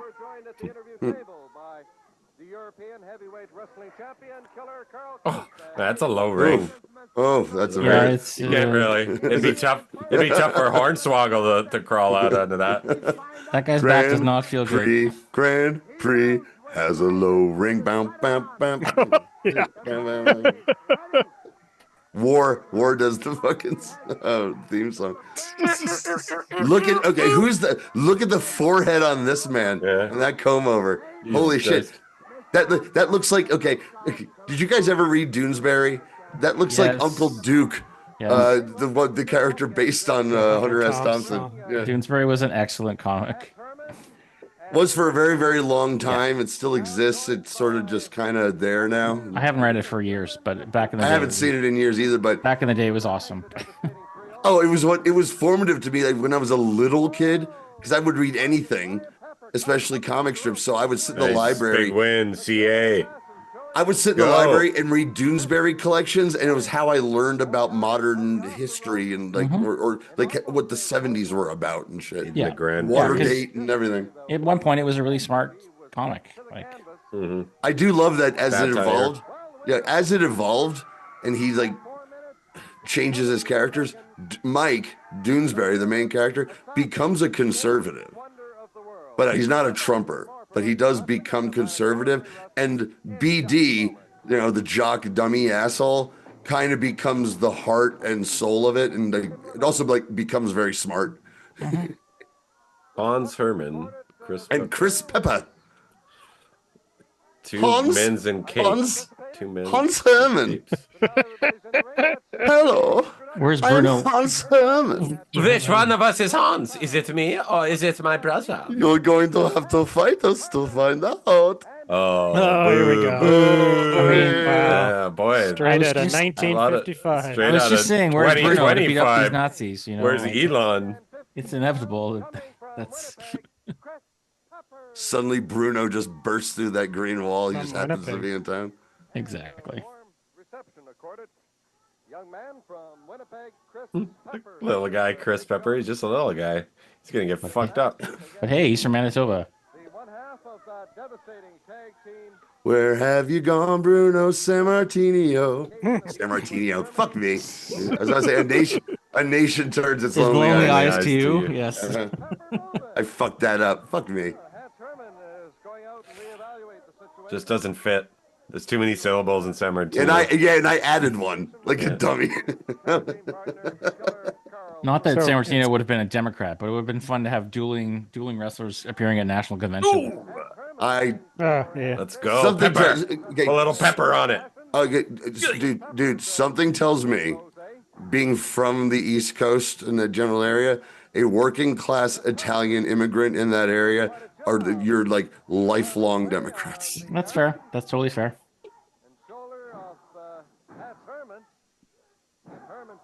Maybe not liberal, but Democrats. On the other hand, most of the ignorant, uneducated hockey players in the NHL are very right wing. Their politics, as we found out with the national anthem interviews that have come out. Were they sad? Oh, I haven't seen any of this. No, they say things like, "Oh, I just Someone don't else think was you sad. should. We should have these protests. We should respect sad. these anthems are for the veterans. And you got to respect the veterans that sacrificed." Oh, that bullshit. I'm like, okay.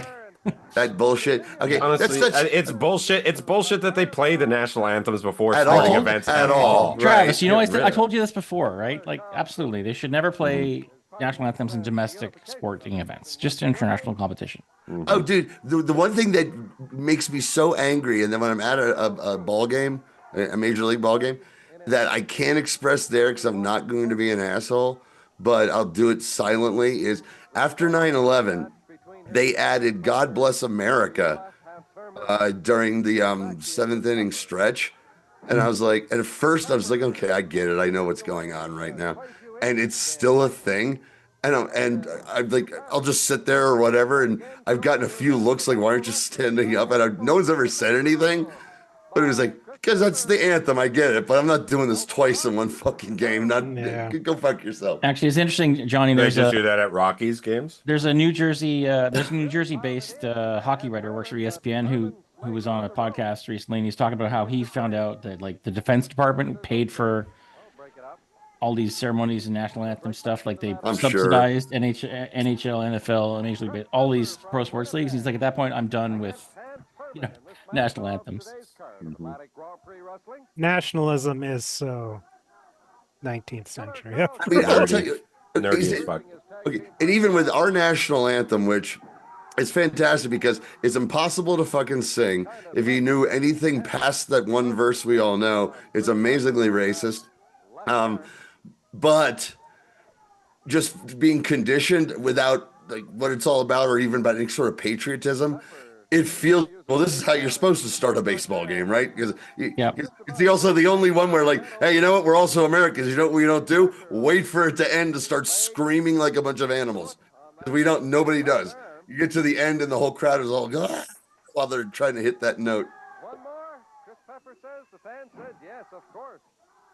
Oh, which, by the way, yet another one of the death by 1,000 cuts that I'm convinced Triple H is trying to do to kill his father-in-law is at the last show, the Royal Rumble, it was the national anthem. Oh yeah, Vince was an America the Beautiful man all the way. National anthem. I think he's trying to give him one mini stroke after another just to be the actual cerebral assassin. That he was always billed as. Peel away all the idiosyncrasies of the McMahon years. Every time I see stuff that I know is making that old pervert mad about because he wouldn't do it that way, and he would. There's no way he's just like, I don't care. They're making a lot of money. You know that maniac looks at it and goes like, oh, I hate this shit. Yeah, I'm sure he's obsessively watching it. Probably. I don't know why they have to drag out Stephanie McMahon all the time. They don't all the time. That was that's just they don't all the time. That was an anomaly, and I hope. Really, I thought it hasn't been well, not every the big shows like WrestleMania. And stuff. But wasn't she gonna be working her way back? Nah, she's there like she probably has like some like dumb position that doesn't actually mean anything. It just kind of shows up and stuff. She's got no actual position there. No. That's what's all real interesting about all that shit, because despite the weird thank you Vince chant thing she did the first time he had to leave, then there was gone that first time. She does come back working with her husband, and then when Vince weaseled his way back, the first thing she did was quit for good. I was like, she don't want to be around him. I think there's some machinations going on in that family where like you gotta think that she's probably just like, I think my father is an evil piece of shit. She knows it's all fucking true and doesn't want any. I doubt she lets the grandchildren hang around with him. I wonder what the actual relationship Dynamic with is, all yeah. these people is these days. Can all theorize all we want, but I guess it's not entirely dissimilar to the Trump family.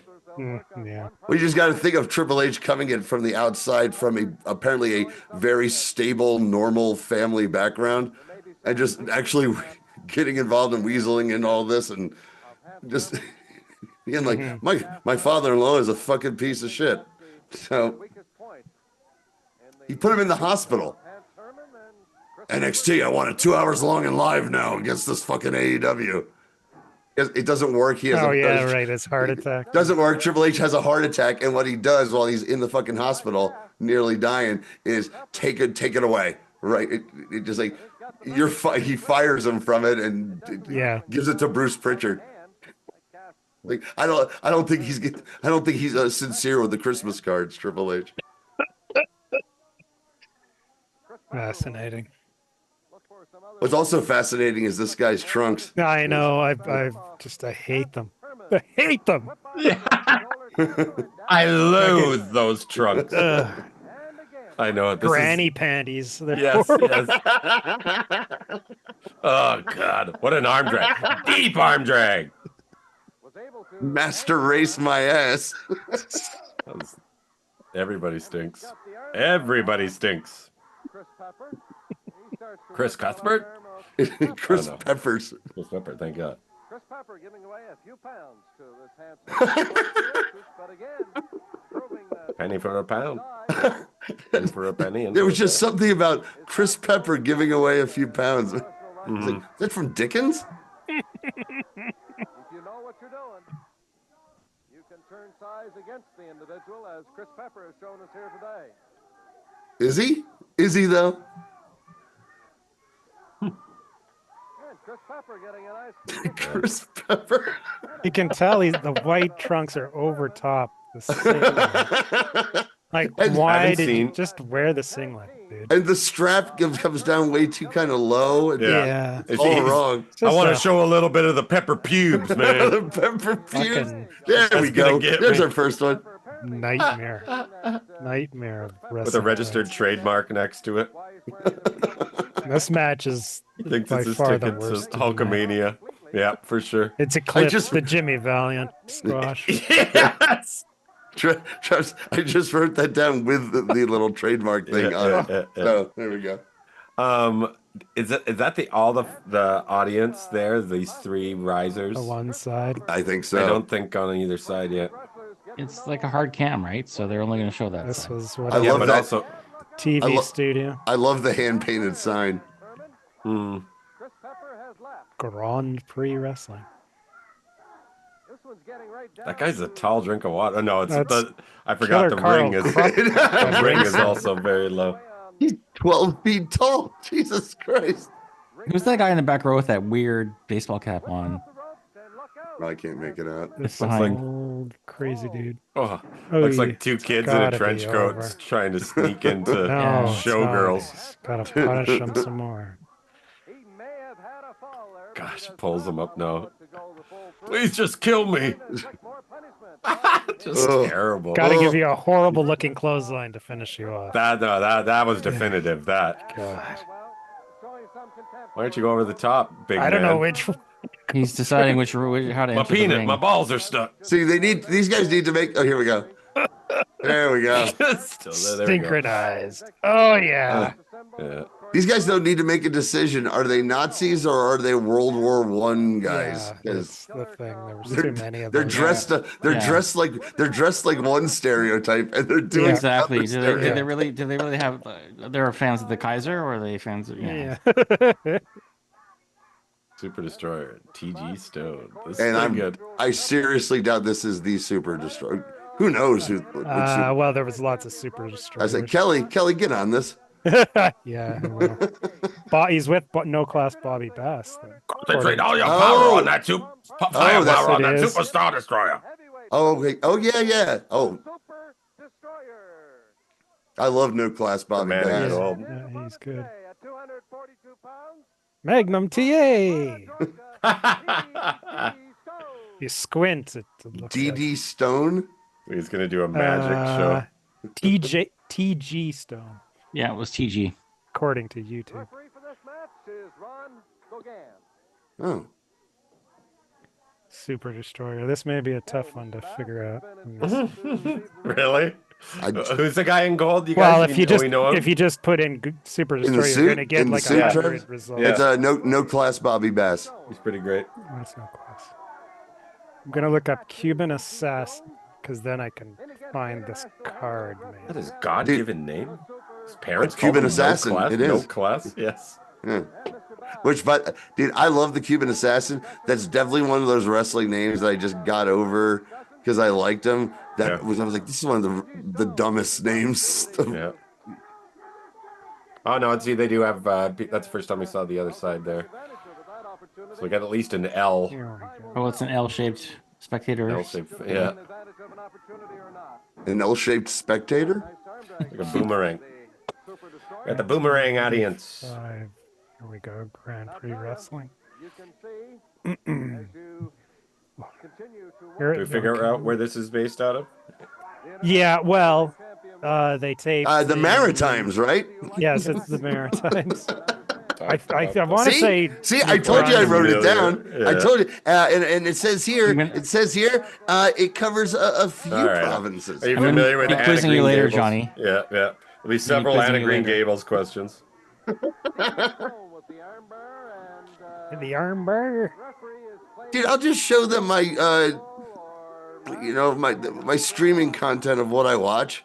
You know, I'm about to start watching Schitt's Creek. I never watched that. Which is an excellent show. It's really good. It's really good. Never so watched. here's a popular culture question for you, Johnny. Who do you think the largest group of nationality of tourists that visits PEI is? PEI is. Prince First, Edward I was going to Prince give Edward Island. Okay. Which is the home of Anna Is this Green a trick question because I didn't know the initials? Yeah, exactly. Counselor? It is Counselor. a province. Hey, look, counselor. I'm not on trial here, okay? Don't give me one of these gotcha moments. The most numerous okay. tourists. Let's see. American seems too obvious, and actually not obvious because they're too stupid to go there. Is it much like Hartford, the Japanese? You are correct, sir. Well, good guess. It is the Japanese. Yeah. They are. I was going to say they're obsessed with Anna Green Gables. I did not know that. You learn something every day. Hayao Miyazaki got one of his very first jobs in animation was working on a Japanese animated version of Anna Green Gables. I remember when I worked at Virgin Megastore in the video department, we always had Anna Green Gables with Japanese subtitles and no other things translation. Yeah. Oh wow. Dude, guys, this new mic I got. Look at this, dude. I could brain a burglar with this thing. This thing is hefty. That a Yeti? That's a Yeti, It's right? It is hefty and this thing looks like Darth Vader's butt plug. Look at this thing. Looks like you have one very similar to mine. Look at this. Yeah, looks exactly the same. Compare the size of our microphone. I'm just we're compensating. We're compensating for things, right? I mean, Oh, this is short and stocky. It's like how a dog looks like its owner. So this Super Destroyer was someone named Tom Stanton. And he wrestled under a bunch of different names. Elton Stanton. The Masked Eliminator. I'm Still Stanton. I'm Still Stanton. E.T. Stanton.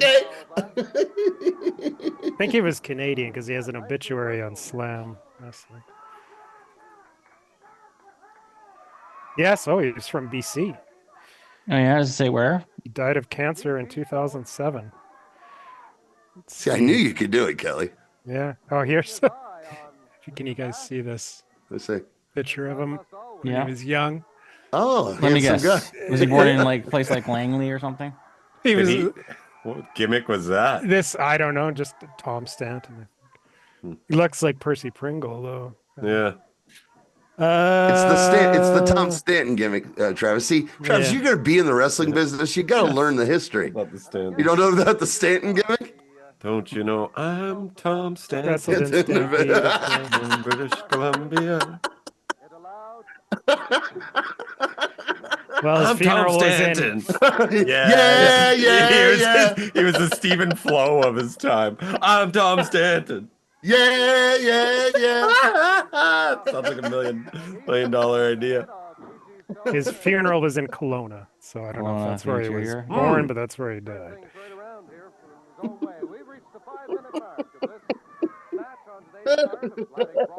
Tom E.T. Stanton. You're saying he had several given names. Yeah. I think he... Yeah, Aliases, they call no, them. no, no. I want to see the E.T. No, no, no. Stanton. He did an alien gimmick in Must have. 1983 He probably did. for a while. At the front of a bicycle. Let's see where he entrance. wrestled as E.T. Stanton. Special Maybe we entrance. can track down one of these matches. They did a Blue Blazer like entrance. Did the fans chanted him when he had a terrible match? Go home. Yeah. E.T. go home. E.T. It was in Vancouver, actually. He used the Asiatic spike with his big finger. With his big finger. Yeah, just like this. The only way they could get him into the ring was with a trail of Reese's Pieces. So, yeah, he wrestled as E.T. Stanton in Vancouver in 86, 88. My God. But we can probably find that. Vancouver was a terrible. And he apparently wrestled for ECCW as the Mercenary in 2002. Really? Wow. Yeah. We could. My note. Not My no- ECCW was a Vancouver. Oh, I was thinking of the one from Maryland. Canadian Championship. We might know some people. Okay. Been at those shows. Eventually became. Look at that old man. Holy Canadian shit. Championship wrestling. Isn't that the same initials as like the famous one in Maryland where they did best of the? Yeah. With Reckless Youth and all those guys. That was Reckless Youth. EWCA or something. Or Yeah, something like that. Yeah, it was 4 letters. Yeah. That was like the primordial soup of what became the indie wrestling that got hot out of the East Coast. Yeah, because they had the tournament. Mm-hmm. Best of the best, wasn't it? Best of the best. That's it, I think. Yes. I think ECWA. Equa. This match is still going. Okay. We're doing our best. Research and was We're very doing our best here to fill paying time. attention. So you missed a lot. Okay, so let me tell you about the other besides TNA, the other wrestling that I discovered I can watch on Sling. It's airing on something is MLW. Oh yeah, Kara Zepp is there today. And I think they have a pay-per-view tonight or something. Yeah, something is happening today, or it's on IWTV. And here's the thing, and I put it on. It feels like watching ECW 95 as far as the production values go, right? It's very low rent in a kind of a great way.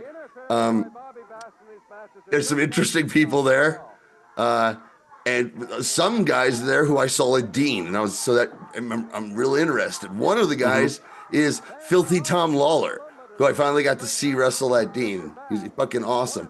Only problem is he's in a tag team with Matt Riddle. Yeah, right. I saw he was there today. Fucking hate. Yeah. Like, Ben reasons. Zani's at that show tonight. That's what I saw he was tweeting about it. Where is it today? I'm not. Must be somewhere in the southern states. Yeah, Ben was tweeting all about it. I was like, gosh, I can't Didn't remember. we see Matt Riddle 3 or 4 years ago at Agrodome? Yeah. NXT. More than 3 or 4 years ago. Was it maybe 5 or 6? It was, I think 5 or 6 years ago. 2000. It was pre-COVID. Yeah, it's pre-COVID. Mm-hmm. I mean, I didn't like Riddle because of his dumb gimmick, and then he just proved to be, oh no, in real life, he's a real piece of shit. Yeah, that was a similar attitude I had about Velveteen Dream for the same kind of reason. Right. Well, that one broke on that show. That one broke my heart because I fucking loved that gimmick. No, that's exactly the thing I was referencing because I thought, oh, this is a talented performer. Oh shit! He did. Are these tattoos on this dude? That's a good question. Because Dream could actually cut cool promos, and I love the gimmick. I mean, he was he was getting there in the ring, but he was getting better and getting better. But the character work, everything about those entrances was, even the ridiculous name that I normally would hate was perfect. Mm-hmm. Yeah, weak finish. Yeah. Oh, the finish was weak. Oh yeah, just the rest. The rest of it not bad, right? The suplex into the corner was cool. The cherry pop. Right. That was. But the whole match sucked ass. These kids are fucking mad at No Class Bobby Bass. Your matches suck. I'll give you this, man. this very small crowd is enthusiastic and Yeah. into it. Yeah. It's like And there's a wide range. There's one guy standing up who's like, Oh, no, yeah. Oh, He's it the is hype man. He's like the guy who works with the Mighty Mighty Boss Stones. Get everybody excited. Ronnie Rich. And Ron Star. Okay, in one promotion, you guys had Rotten Ron Star and No Class Bobby Bass. I know. It should have been on fire. and Super Destroyer, quote unquote. And Cuban Assassin. And I mean, Cuban it's kind of Assassin. deep. Yeah. And we got Sweet Daddy Siki coming up, I see. Yeah. That's another reason why I wanted to. I wonder, Ronnie Rich. Is this Ron Ritchie from Right. Stampede later? Stampede. But Interesting. I think maybe it is. Mm-hmm. Dude, it looks. Look at that mixture of the elderly and children. Yeah. It's like the grandparents bring the grandkids to these things. Oh, but that's not. Is that Rotten Ron Star? Ah. I would think, right? Yeah. It's got a particular brand of like 1980s kind of like baseball hats that are just terrible. I had one when I was a kid Yeah, like the that. mesh hats. Yeah. Lenny Montana and Mike Steele are the opposition. Lenny Montana from The Godfather? Yes. That Lenny Montana? No, it can't be. Luca Well, Brasi? he was a wrestler, but it's not. It's not Luca him. Brasi? No, yeah. He's swimming with He was fishes, long Johnny. done as a wrestler. So he woke up. He's swimming. But he was a wrestler. Swimming with the fishes. I'm glad he's okay. I thought he was done for. I know my Godfather. Sleep with the fishes. The crowd chanting along with them. Wake up with a That'd be horse head in the bed. That's his. If you smell what the Rock is cooking back in the time. You There's- will sleep. He would have been with almost the 60 years fishes. old at this point. There was I highly recommend. There's a great episode of Crime and Sports podcast about Lenny Montana because they're both very funny, and the one guy does his research, so they go deep into like. And then the Zebra Kid wrestled this guy, and they make jokes before they get into all the mob shit. Right, he was a legit Yeah, he was enforcer. Yeah, but he was a big star in the 50s and He stuff. was as the Zebra Kid. The yeah. Zebra Kid. Yep, and Chief Chewacki. I'm looking at his Wikipedia. Not to be confused with Chilliwack. Chief Chewacki. He's smoking the wacky Chewacki, huh? Not to be confused where you live, He Kelly. apparently retired from wrestling the same year as the Godfather, 1972. I don't know. That popped me. So. But having his problems as those shoulder tackles off the ropes, up and over brother. goes Ronnie Rich and This isn't. That's a pretty Oh, great that was song. nice. This Yeah. isn't terrible compared Yeah, to yeah, the this is okay, at a this better is- pace. I was about to say this is an improvement. Yeah, clearly it is. Like, it was a low bar, but No. they're not embarrassing themselves. I do know we're finishing strong tonight, so that's good. Yeah, I threw in a couple matches for the Patreon that I think will be quite entertaining. Well, I'm entertained right now. I'm very entertained. No question. No, this you is not entertained? kind Russell of Crowe so in the bad center. it's good, I guess. It's very much MTT territory. Yeah, I did. I saw like when those headlines popped up on my phone, and I only saw half of it, but I got the gist of it, and it's just like Denzel Washington says he doesn't give a fuck that Gladiator 2 wasn't nominated for any fucking Oscar. When asked, Denzel Washington said, "Who gives a shit?" Did Do you you see wanna the see movie? Conan? Did you see the movie? I It's a heard piece of Amelia. shit. I have heard not Amelia actually seen it. Perez is like insultingly bad.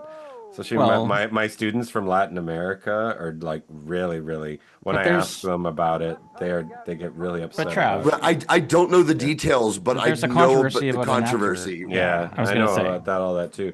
But apparently it's awful too. Apparently Yeah, a it's bad just movie. Yeah, I a heard lot it's of not good. stereotypes and stuff. I read a serious headline saying, based on the controversy surrounding that previously mentioned movie, the Oscar race is wide open. And I'm like, I haven't watched an Academy pretty Award show weak in like 30 year for years. movies. Oh. Yeah. What else? I'm trying to think. What was the thing? Something I might have seen. God. I saw the wall. I've seen two of the seen- animated films. I've seen Dune Part 2. No, I mean that's nominated for Best Picture. I have Well, I no think idea. Dune Part Part 2 is two. not. Oh, it is? Okay. I think Yeah, so. but traditionally science I didn't fiction see that movies either. never win Because any they have awards. 10 nominees now. That's so right. I it's- didn't see that either because I never gave a shit about Dune. Period. As a kid. Yeah, I mean, I've never read the book, but it's the movies are pretty. Yeah, they're both awesome. Yeah. That's just it. I need to get over my preconceived. Who cares?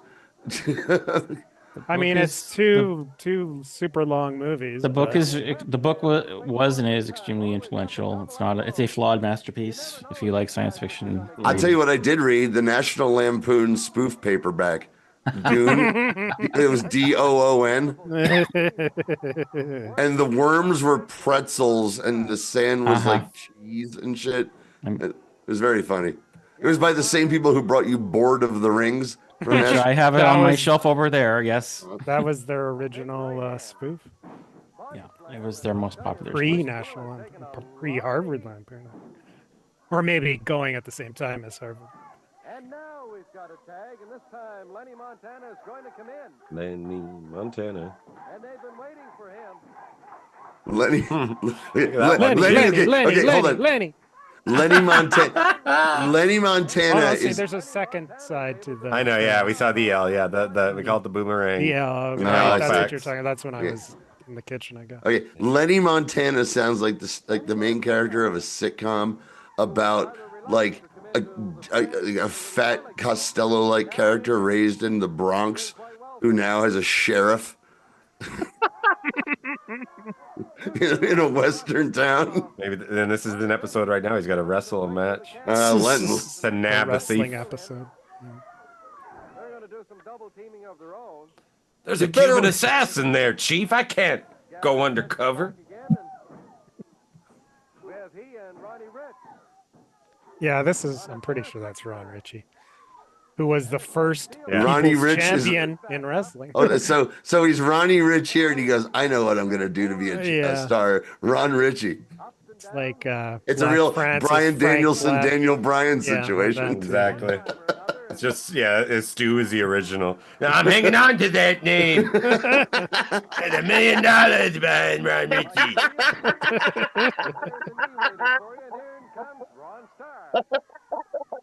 And this is babyface Ron Starr. That's why. That's it's why so DeSalvo weird. never worked as Strangler again. I own the copyright to that, you mother. Oh, great drop kick there. Good. Trademark.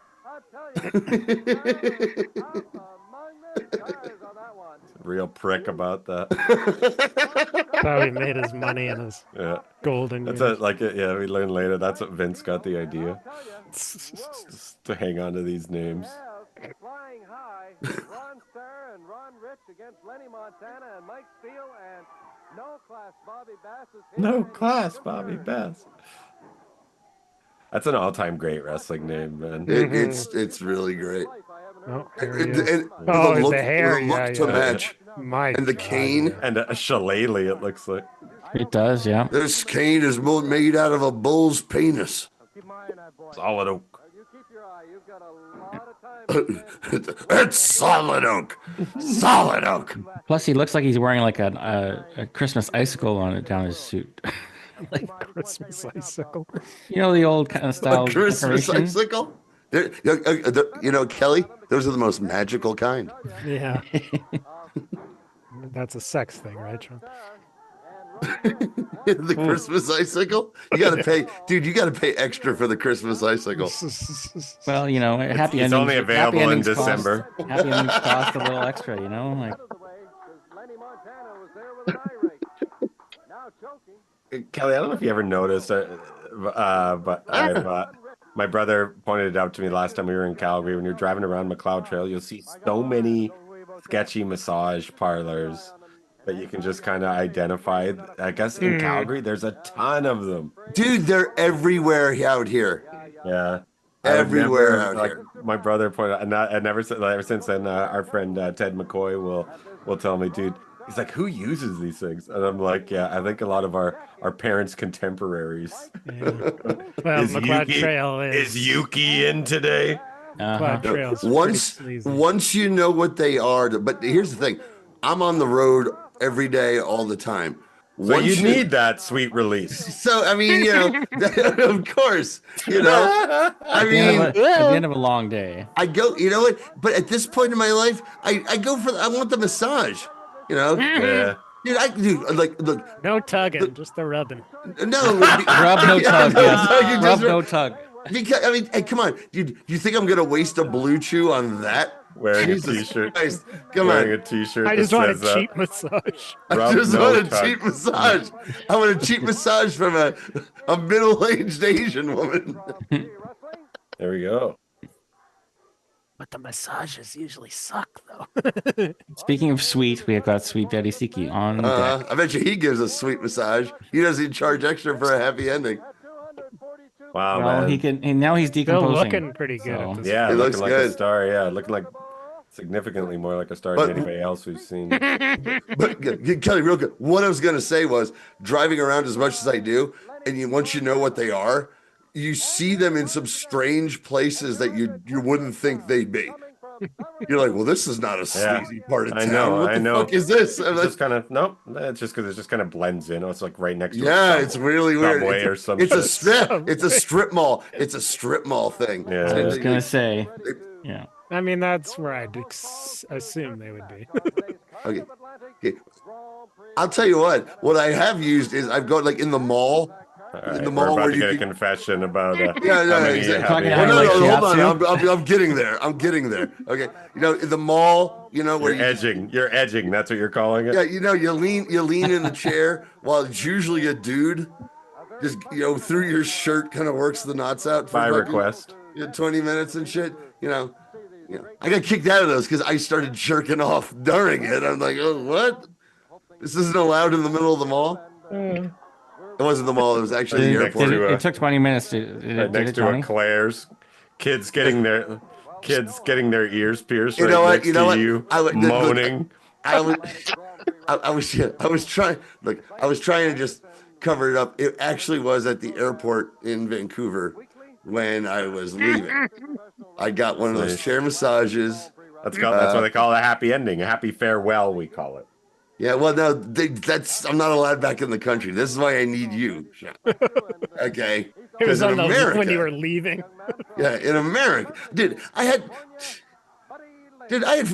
money left over to No, spend. you can't. I had You this can't kiss Canadian it. money You to can't. spend. You can't kiss him on the mouth, Johnny. Oh no, it wasn't, dude. I know that, dude. I just started jerking off like right there, and I was like, "What? I Gotta get can't do rid this of those in front of the Tim weird Hortons." colored bills. You know how hard it is. You know how hard it is to jerk off in one of those forward-faced massage chairs. I think anyone was looking. International incident. Yeah. American cut masturbating. Those aren't in Timbits. YVR. Now, sir, you're not going to be allowed back here. You understand that? Yes.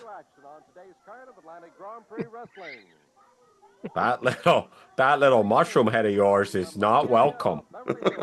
This is one of the deleted scenes from Canadian Bacon. That's With the John Candy movie. Yeah. I've never His seen it. last. No, I've never seen it. It's been getting a lot of comments. I imagine it is. I heard it was terrible. It's newly topical, and it was not terrible. If you're Canadian, it's not terrible. It is. Yeah, it's not awful. There's a lot of I've inside seen Canadian jokes. Some yeah. of it on TV, but I never saw. Remember, then somebody gets Look, pulled okay. over, and it has all these like anti-Canadian sentiment. Here's the and thing. the police officer says it was played by Dan Aykroyd that the real problem is that it's not in both languages, French and English. It's got a lot of Canadian jokes in it. Oh, But I'm it's just saying, legitimately funny. I mean, there's got to be there's a reason why it's Michael Moore's only non-documentary, right? So That's right. I mean, I don't know. Michael Moore's one of Oh, those it was guys. a big bomb. I know that. I'm not trying to oversell it, but it had its virtues. At one point in my life, Michael Moore was like a guy who was like, he's one of my. I was like, I loved him. I worshipped at the altar of him after Roger and Me. I saw it in fucking senior in high school, right? Watched the TV show and everything, and then just over the course of time, going, he's a fucking asshole. Fuck this guy. Yeah, his reputation's taken a hit in the last a little 10, bit. 12 Number of years. And I'll and still just watch kinda- Roger. he was just like I'll still watch Roger a and Me one-trick like once pony. every couple of years. Bowling for Yeah. Columbine was good. That's the one I But know. he's the like he's best. known for really just always like kind of not saying something, but really you're kind of trying to say something, aren't you, buddy, without really backing it up. And that kind of hindered him over the years too. Some of the TV show shit he did. Fahrenheit 9/11 was really bad for that. Yeah, that show he had briefly was pretty funny. Yeah, what was that called? TV Nation. TV Nation. TV Nation, yeah. I remember liking that a lot. It was ahead of its time. Yeah, Of course, and it got canceled quickly. And I remember it like stirring something up in me that I was really unfamiliar to me as like a teenager. I was like, hey, fuck that, man. Yeah, fuck that. Okay, here's the one I remember. They did a thing where it was about cab drivers not picking up black guys. So they got Yaphet Kotto, famous actor. Yes. And some random white dude and did it like that. And no one would pick up random Kotto and just pick up the white guy. And then, of course, you know, I think they maybe at one point, you ever see like a movie? You know, this guy. But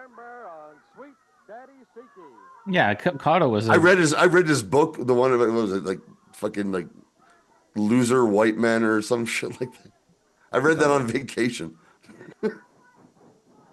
But Cotto also had a profile as a very good character actor. Like people would recognize his face. You know who really could bring... what do I know him from? Alien, and he was in Live and Let Die. Yeah. He was in a Bond movie and Alien in the 70s. And what was he? God, what was the TV show? And I want to say Law and Order.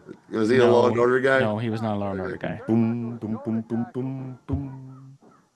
But he did a lot of stuff. He was a prolific actor. Oh yeah. And very distinctive. Yeah, that's what I mean. Like his face would be recognized. Yeah, he's a recognizable man.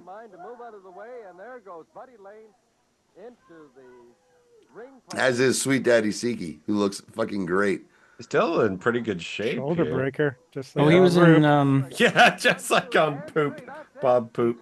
He had a role later in life. Bob Poop. Cotto was in Life. That would be his Mad Magazine spoof name. Yeah. Cotto in the 90s was in Homicide: Life on the Street. But okay. If Bob Roop had never gone to the WWF, Vince would have changed his name to Bob Poop, right? He'd have definitely wanted to. You're gonna be Bob Poop. Bob Poop. And you're gonna poop. like it. You're gonna poop on people's heads. What? Are we allowed to do that? I will make it. I do it all the time. Good. It really makes you think about those, like at least Miss like Grant. those at least six segments where we're gonna bring a septic tank truck and spray it on people. Yeah, it really makes you think about that one. How much is he like? No, wait, give me some time alone with the septic tank. Yeah, dude, no, because it's fake shit, right? So, with the exception of, well, I helped, like in the Simpsons movies. But you know he must have been obsessive. He was obsessive about the fake poop. Yep. This doesn't look real at all. Doesn't have the original consistency of a I don't log. There's nothing in here that looks like a steak wrap. I'm gonna have to do it myself. They call me the original Scat Man. Here we go. Who's that guy? That's the That guy. I don't know, but I expect to see Wild Eyes doing that on a YouTube video soon. Well, Atlantic Grand Prix Wrestling, you didn't Garbage. give us much. No, that's worse. That's worse than anything we've seen. Yeah. No. We've Worse seen much worse. than, let's see. Oh, Here we love go. Indy. Can't be a Sean appearance. quasi birthday show. Yeah, we're a without few days away. We got to have a Canucks Flyers. There's no sound here. Sorry, Canucks Flames. No sound. You can actually That's turn all right. it down because it's annoying. Yeah. But this is the long version. I love those flying V's, man. Yeah, Those jerseys. One of the worst Best Canucks uniforms. jerseys. I one of love the them. worst uniforms in. I disagree. Sean hates them. I do. I hate know. them. I Here we love go. them. Things getting Oh. rough. Tony 1980. Tanti. Tony What Tanti flavor there. this is? Are the flying V's the brown and yellow ones? That they Yes. look like the Yeah, they, yeah. they look like the Padres. There's I'm with you, man. Terrible look. There's a fantastic quote by a It was player. very 70s. That's for There's a sure. fantastic Yeah, quote by boy, a it is. player Jamie and then later McCown. coach Oh, here we go. of the Still one of the Canucks. Flames alumni legends. Yeah, We get a classic fight. this here. is a big fight. Yeah, Yeah, this is Ron one Dorm. of the top brawls of the 80s. Yeah, It's Okay. great. Just really tough. What are they saying? Prayers, saying grace to each other before dinner. No, you start. No, you The start. referee's not trying to. I just want you to know that I love you so fucking much. Whatever you do Look, here. it's nothing personal. It's nothing personal. Yes. This is crazy, man. This is like these cold-blooded. Don't you know I love you? Don't you know I love you? I am bricked up right now. This is a rather infamous fight. It's like the end of Brokeback Mountain. Yes, yes. Just kiss me. If I was the crowd in the audience, this one, I'd be like, fighting. Holy shit. Oh, here we go. Crazy. They just throw Start that lawnmower. Oh, shit. Start that lawnmower. Holy shit. I'm sure this featured on more than one Don Cherry video. Oh yeah. Don't you see we Oh, love each Short other? but sweet. I want snuggles too, says the referee. That's like the guy who gets in the hot tub that you don't want. Yes, yeah. Crazy. That's great. Jamie Mack. Tim Hunter wants a lecture. Come on, motherfucker. Is that bro Derek? Here comes the main Gullet? event. I'd have to see his number to be sure, but it could be. Holy shit.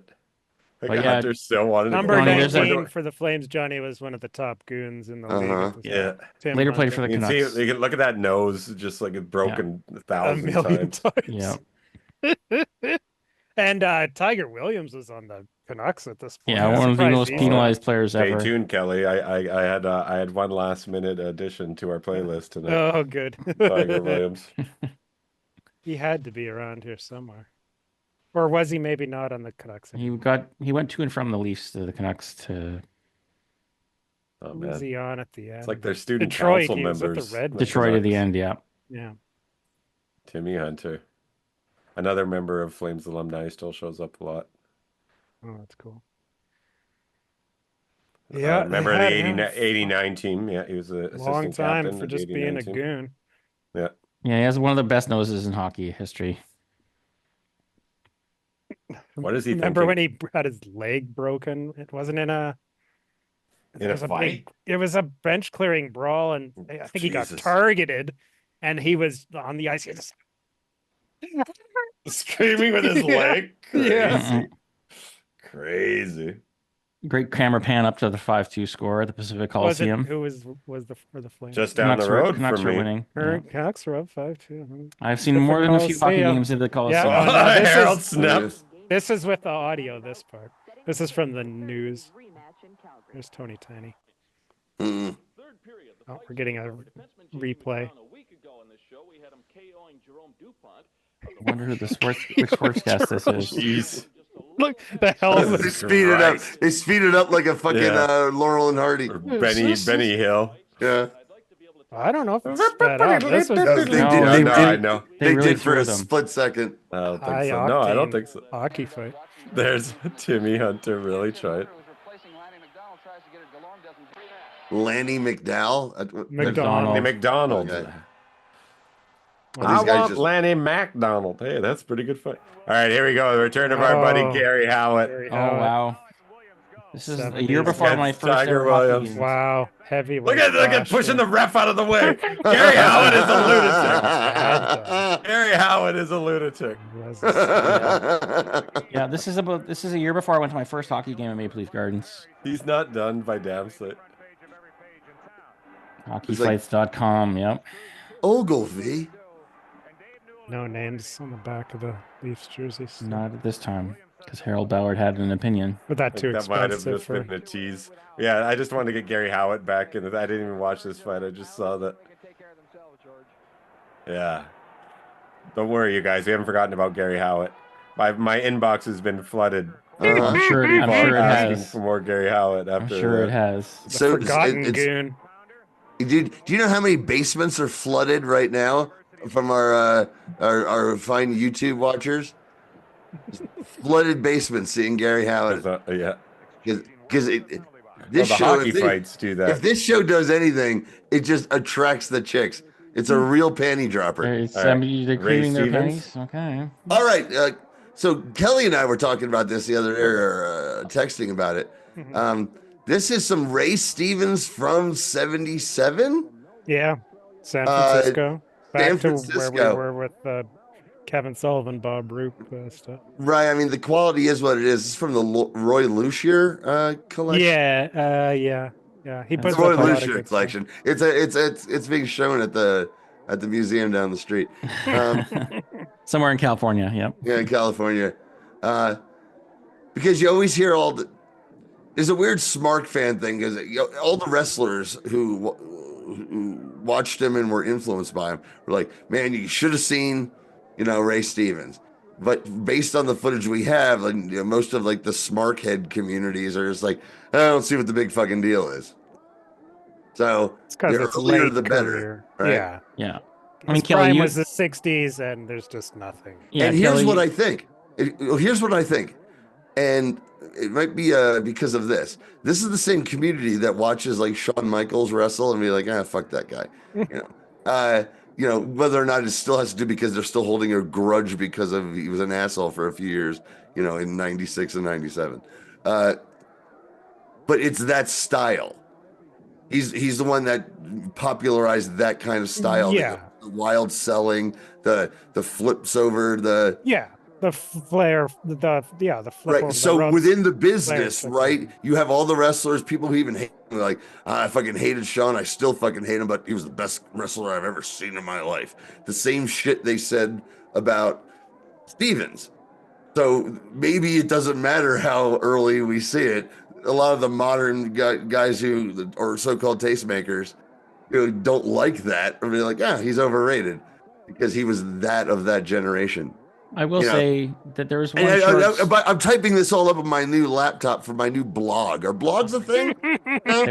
They were 15 years ago. They were 15 years ago. It's nostalgia for 20 years ago. Okay, so bring it great. back. Blogs and pogs. I'll call it blogs and pogs. I'll just. But you buried the lead here, Johnny. He's wrestling someone named Johnny Charisma. Oh, I'm waiting for Travis to come back to talk about Johnny Charisma. Yeah. Yeah, this is actually what really grabbed me, actually, Sean. It wasn't the whole early Ray Stevens stuff. There's a guy named Johnny Charisma. Fair. What a great name. Or by great name, I mean kind of terrible name. Well, he's certainly not demonstrating his charisma just yet. He's devoid of it. Travis. Yeah. So, did you see who Ray Stevens is wrestling here? No. His name is, and this is what grabbed me, not just the Ray Stevens shit, Johnny Charisma. Ah, pretty good. He's like that's your alternate reality. Yeah. Okay. Earth 2 Johnny. No, I was about to say that when I was a DJ at the college radio station, I was picking a name. I wasn't Johnny Charisma, but I almost was. It was on my short list of things I came up with. I went with Captain John because I thought that was more like Captain Lou Albano. Because I had a show with my buddy who went by the name Dreadnought, and we were Captain John and the Dreadnought. Love it. Why did he have a name Dreadnought? Because I was a freshman and he was like a sophomore, but he had spent time in the army and was using the GI Bill, so he's married and older, and I became friends with him and his family. But like, he was married, he was drinking age. I got to hang out with him, and he was just going to college on the GI Bill and doing the radio station shit. So he brought some gravitas to it. I was like, well, no one's fucking with us, so we were doing our version of shock radio. How long did the GI Bill go for? Because I associate that with like the post World War II. Yeah, it's been around for a long time. No, it's still a thing. They'll pay for they'll pay for college. It's entirely a perk. It's a selling point for wow. to go. Well, hold on a second. Is it part of USAID? It could be gone. I was about to say. I was like, it's not going to be part of the fucking the package anymore. Right. Goodness gracious. It's so fascinating to me that I have someone now that I hate more than Trump. Can't find a listing for Johnny Charisma on Wrestling Data. You can't because he's too charismatic. Hey, you don't need to put me on there, dude. If he was an entry, right, Johnny, you're cool, man. Kelly, if he was an entry, you wouldn't be able to click on his name.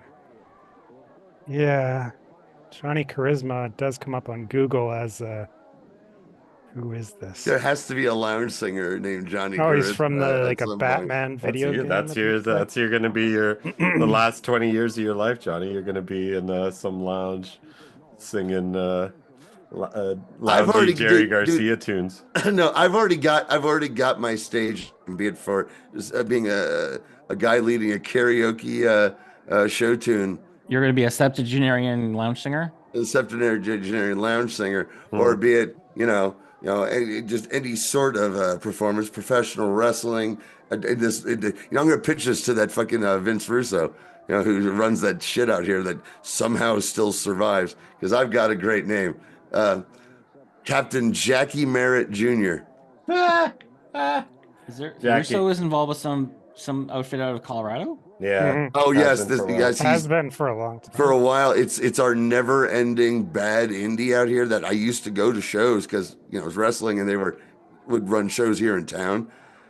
And Russo got involved with the owner, and it's existed on YouTube. They managed to put on one bad pay-per-view that I bought just out of the old loyalty on Fight Network. Isn't that where Bruce Wayans? Yeah, Bruce Wayans is there, who I do fucking love. love. Really funny. That's really funny. It's terrible.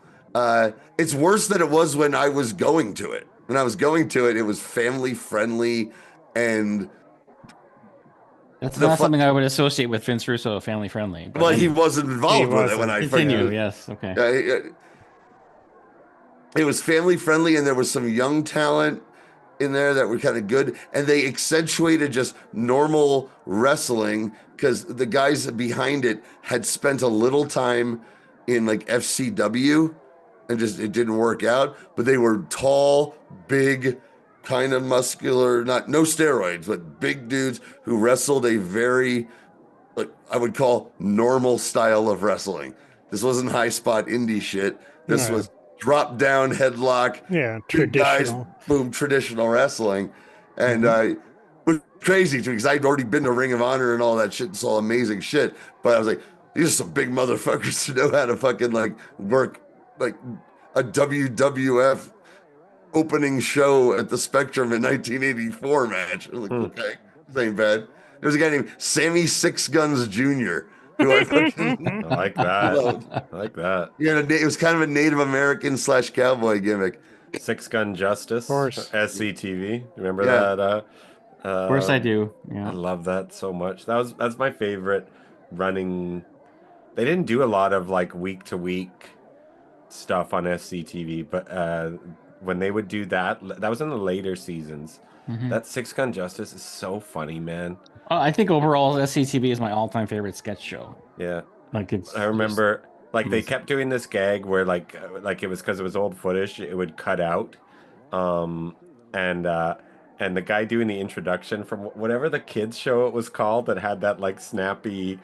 I can't remember. They were he was doing he did a kids show that was from a bar for some reason and had a puppet that was, and he would introduce Six Gun Justice, and he talked about how at one point the main character in this serial played by Eugene Levy gave this amazing speech about what America means to him because it was happening during World War II. Like the villain was Tojo. We're gonna get you, Tojo. Well, that SCTV satire of the sock puppet like stuff is like Mr. Dressup.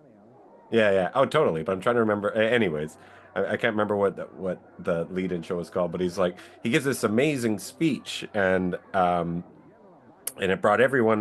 People talk about how it brought everyone. Everybody stood up and cheered in the theater when it happened the first time. And watching it, it just gives me goosebumps. So pay attention to that.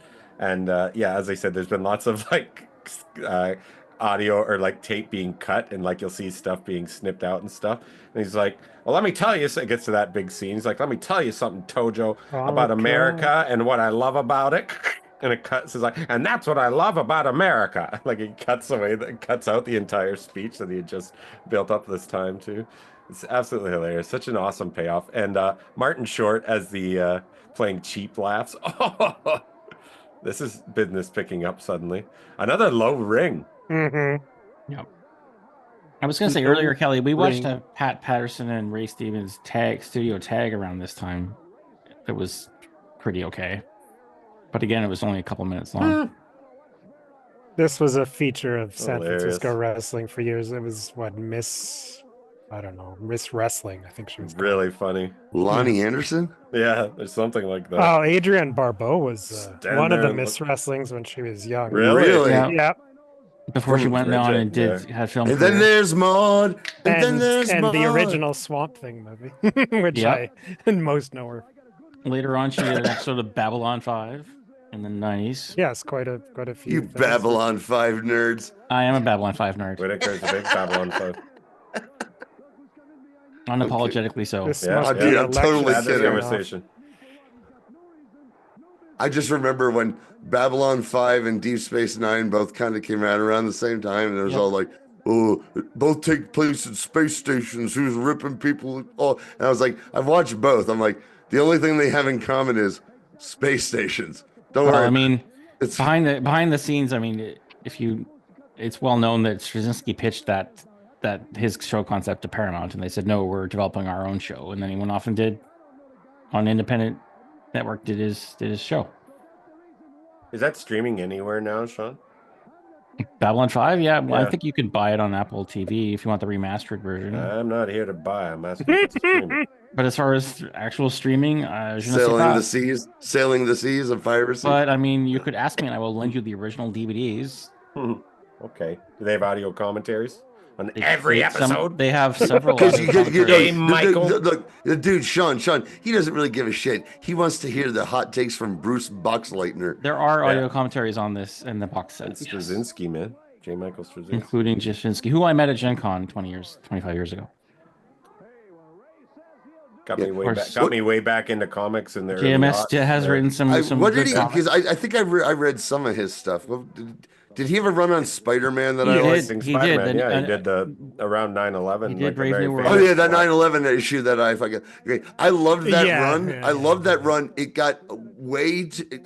I didn't like the total way into the spider totem shit that it got. At one point towards the end. But all in all, that revitalized that. Yeah. JMS wrote a lot of the rebirth after. JMS wrote a lot of Here we go. Spider-Man Oh, comics. with also the Romita Jr. art that I just The best.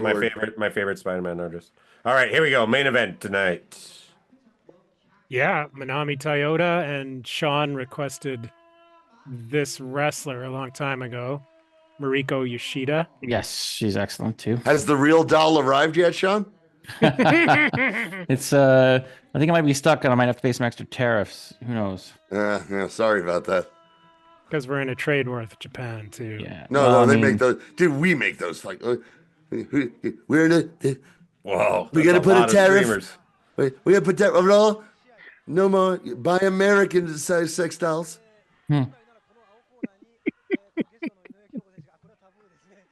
Totally unfair how the Canadians. Trade deficit on sex dolls. Uh-huh.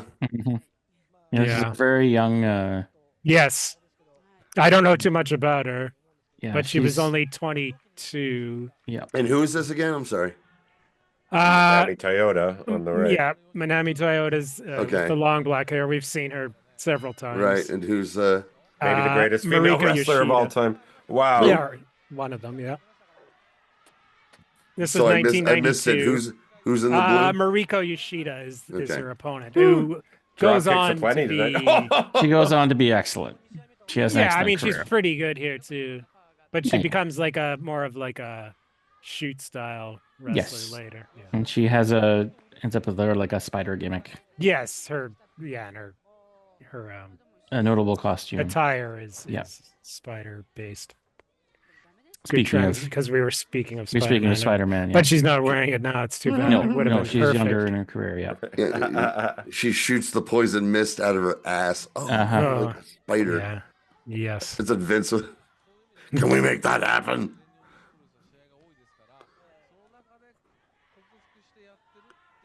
And is this the same promotion that we've always Yes, watched? this is AJW. AJW, yeah. During the rebuilding phase, but I think getting a bit more back to the to a pretty strong level of popularity at this point. Bull Nakano was the ace by this point. Yep. But yeah, we'll see. I don't know. I kind of picked this one. I've seen it before, but the sitcom, I'm gonna live on mustard side and I'm gonna live on ketchup side. Right. Is literally the split. The split down the middle of the apartment episode of Yes. Yeah, they like that style of ring in Japan. Of course, the first thing I thought of was the Happy Days one, because of course that was Potsy and Ralph Mouth. They figured it out though, because they're friends. I remember Tony and Angela had to do it in a hotel room once. Of course. Oh, that's so you don't fuck. Believe it or not, though, that was the underlying message of the one with Potsy and Ralph Mouth. Of course. That's a deep cut. Yeah. I want to fill up your Ralph Mouth. Are you a Topsy or a Potsy? I'm gonna Potsy all over your Ralph Mouth. So gross. Gerald. Oh my God, she's gonna drop a fucking Chachi on him. Disgusting. It was all coded sex. A Fonzie. Sex terms. The Fonzie was a nasty. Fonzie was all that was like a if you look it up. blowjob in a hot tub was a Fonzie. No, it's like a Blumpkin with something extra. I had to get a shot because after all of that shit, I had too many Potsies, and I got a Chachi. Yeah, no shit. Yeah, I know. I had to get some penicillin for my Chachi. One Chachi? You're lucky. I had to shave all my pubes. I had to shave all my pubes. I was full of Chachis. Covered in Chachis. Covered in Chachis. That woman over there. She's like, Jesus Christ, just stop. Disgusting. You can tell we're getting near the end of the show. That's when the magic. That's when the magic happens, boys. The blue didn't come out until the very end. Dude, Moss was such a great guest. Yeah, he was great.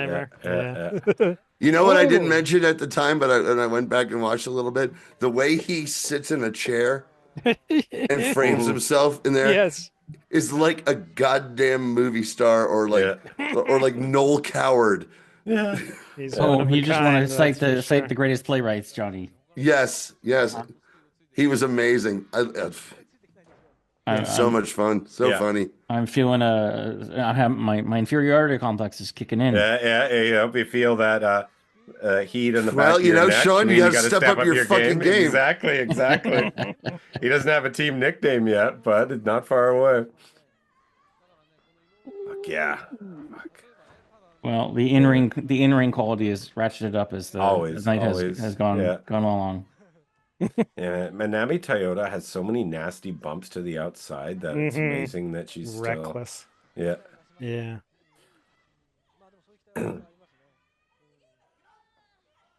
But I mean, unlike every other match tonight, this has struggled. Yeah. Well, I mean. Oh wait, you watched that guy struggle to stay alive after Manny Fernandez beat the shit out of him. I mean, the Mid-Atlantic was all jarring. There was that struggle when Jimmy Cornette was yelling at the guy how you almost dropped. There's a struggle in Boogie Woogie Man's offense when he put his hand around the throat of 90% choking. There was a struggle of Boogie. There was a struggle of the Boogie Woogie Man's new tights holding in his gut. Yeah, the true struggle. Roland Barth wrote about that. Good one. I prefer to deconstruct it with some Jacques Derrida. Thank you. Ooh, that was nice. Oh man, that was really rad. I'd love to see somebody bring that back. There's a lot of we always see something new here too. Ooh, yeah. That was like an elbow off of the. She's wearing like such a weird, frilly looking, dainty. It's like what your grandmother keeps her plants on.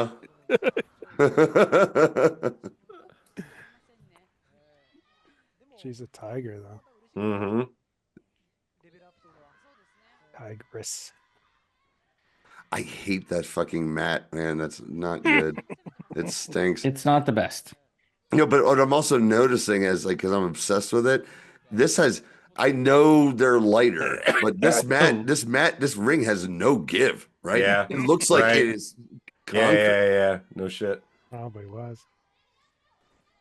These girls. It's actually concrete because, Japanese honor and it's a real sport and all that bullshit. Yes, Yeah, exactly. Got it. Well, their training regimen was Brutal. notoriously brutal. Yeah.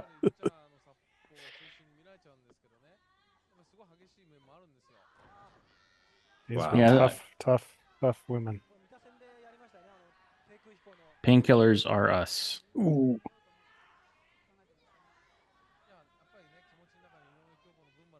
But that's the thing. Is that where they shop in Japan? Is that like the Walgreens in Japan?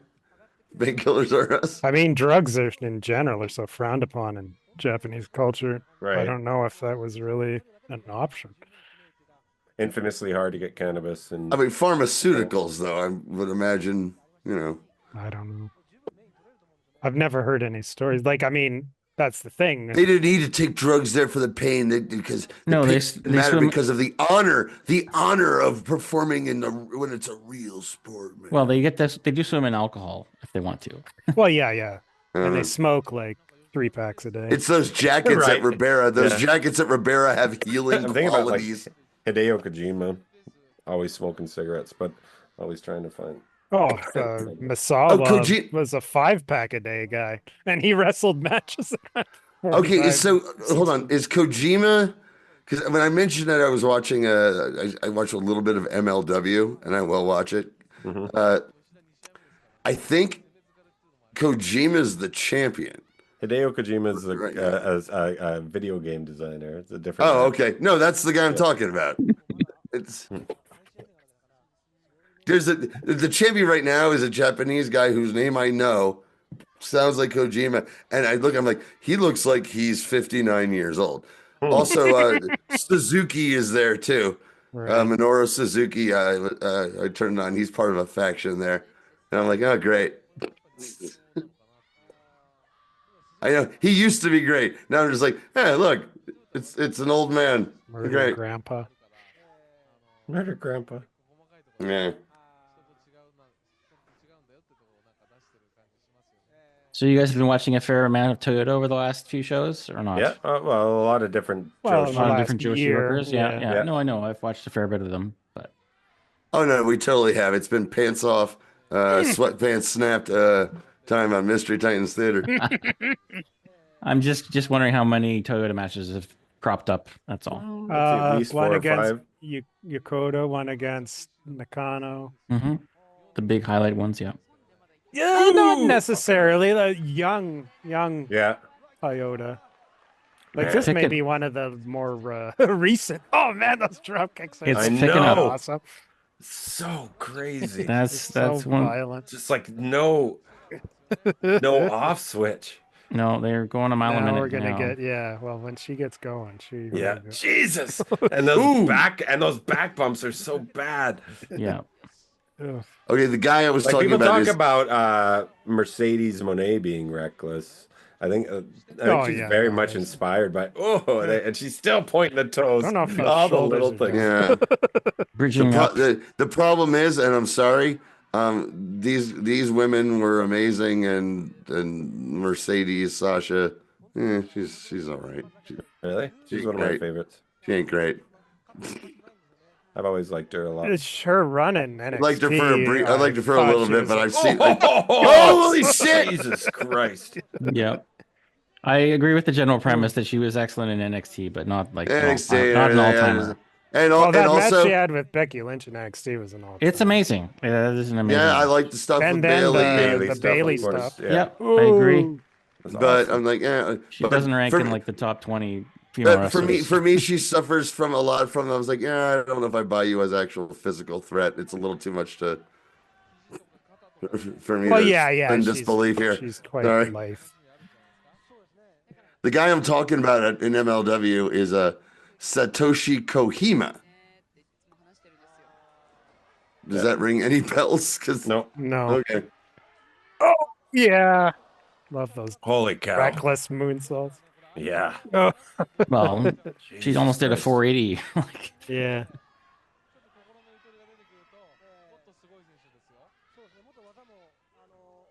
Nice. Into the stretch. Onto the ball. Nothing can put it in a pin. Jesus Christ. Ooh, nice. Man. What energy. Yeah, the fact that they're doing this like 15 minutes in is amazing. Yes.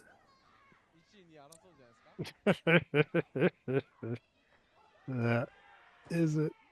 Oh, no.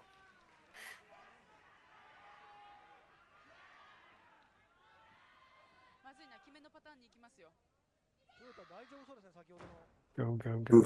She's like the dynamite kid of Japanese. Ooh, oh, too bad the camera. Yeah, I know.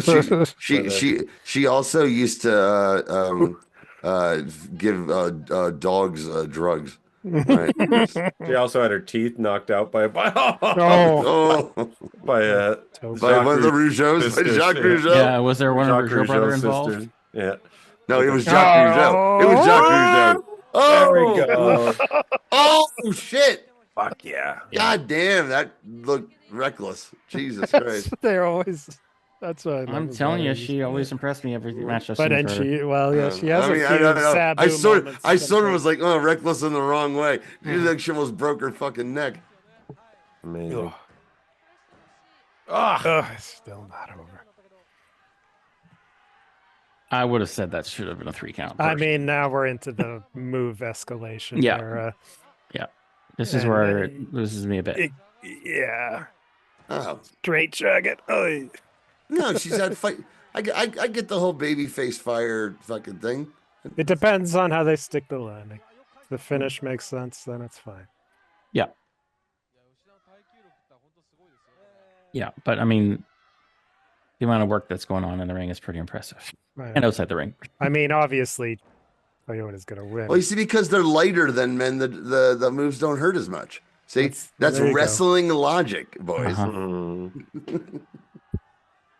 It's those cruiserweights can fucking just, I don't know, murder each other and just bounce up and do another fucking thing. Seems like it. Rey Mysterio's still going. Yeah, how old is Rey Mysterio? He's got to be in his Younger than 50s me. now. So. He's younger than you. Okay. But older than us. Mid-50s. Yeah, I know he's older than me. We are. John And he's Cena's still the same age as us. And he's still AJ fucking Styles. great, dude. Man, it's wild. Sure. Jerome McGinley, also the same age Jerome, as us. the 77 Club. Brock Lesnar. Yeah, I know, but he is. Yeah. I love that there is still some people going like, well, you know, it's a matter of time when they bring back Brock Lesnar. I thought that was going to be a suplex for sure. No, it's just DDT. I heard she called the spot. I heard her say DDT. Really? Yeah. There's even a way to like logically explain that. Like, I'm in control. I'm going to yell to the fans. This is what I'm going to do to this bitch. Just in case, you know, it's not going to be a suplex. But no, Hey, gonna give you a fucking DDT. But she's fine with that. She's yelling at you, Kelly. Kelly, I'm going to give her a DDT. You do it. The Nelson name. Young Kelly Nelson on excursion in Japan. At a massage parlor or not? Yeah. Sitting next to I Dave had Nelson. No, he's recruiting. He's recruiting. He's recruiting for the massage Didn't have to parlors. Combining, comparing massage parlor star ratings. That- with It wasn't. It Nelson. wasn't. How are these Things how to are these write home compared to about. Calgary? Yeah. I never had one in Calgary.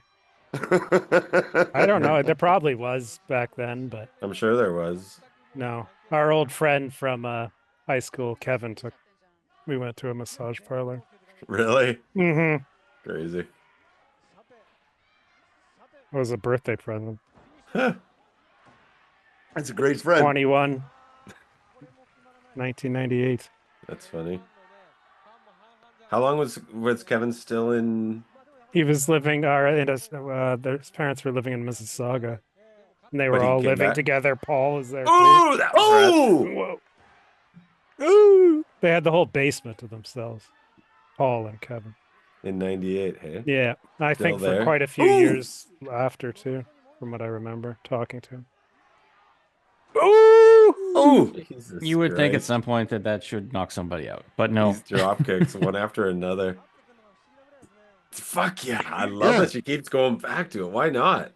It's working, but it's not pinning. Ah! No, not yet. She Bridge fucking out. bridges out because she's a beast. I mean, as much as those hurts, they're just still drop kicks. You know, come on. She wasn't kicking her in the face. She was kicking her in the chest. Top rope. Here we go. One. Oh. Oh. Oh. Amazing. Yeah, they do not quit. So I take it in the black. I'm sorry. Toyota. She's Just the like the heel. She's the heel. No. Ish. She's in black. She's, This one's dressed like. she's the more established one. So yeah. Yeah, she's- but I mean, it feels. It. I mean, like even with what they're doing, she feels more like the heel in this because she's wearing like I don't know, like Japanese Girl Scout uniform and right with a pixie haircut, like she's Yeah. Dorothy Hamill. I mean, it's not heel face in the North American sense. It's more like teacher student or Kelly, when I think about heel, Fuck when yeah. I think about Come on, let that be it. Yeah. That was beautiful. Finally, yeah, and There that we go. had so much logic to it. Yeah. Other ones weren't working, but she had.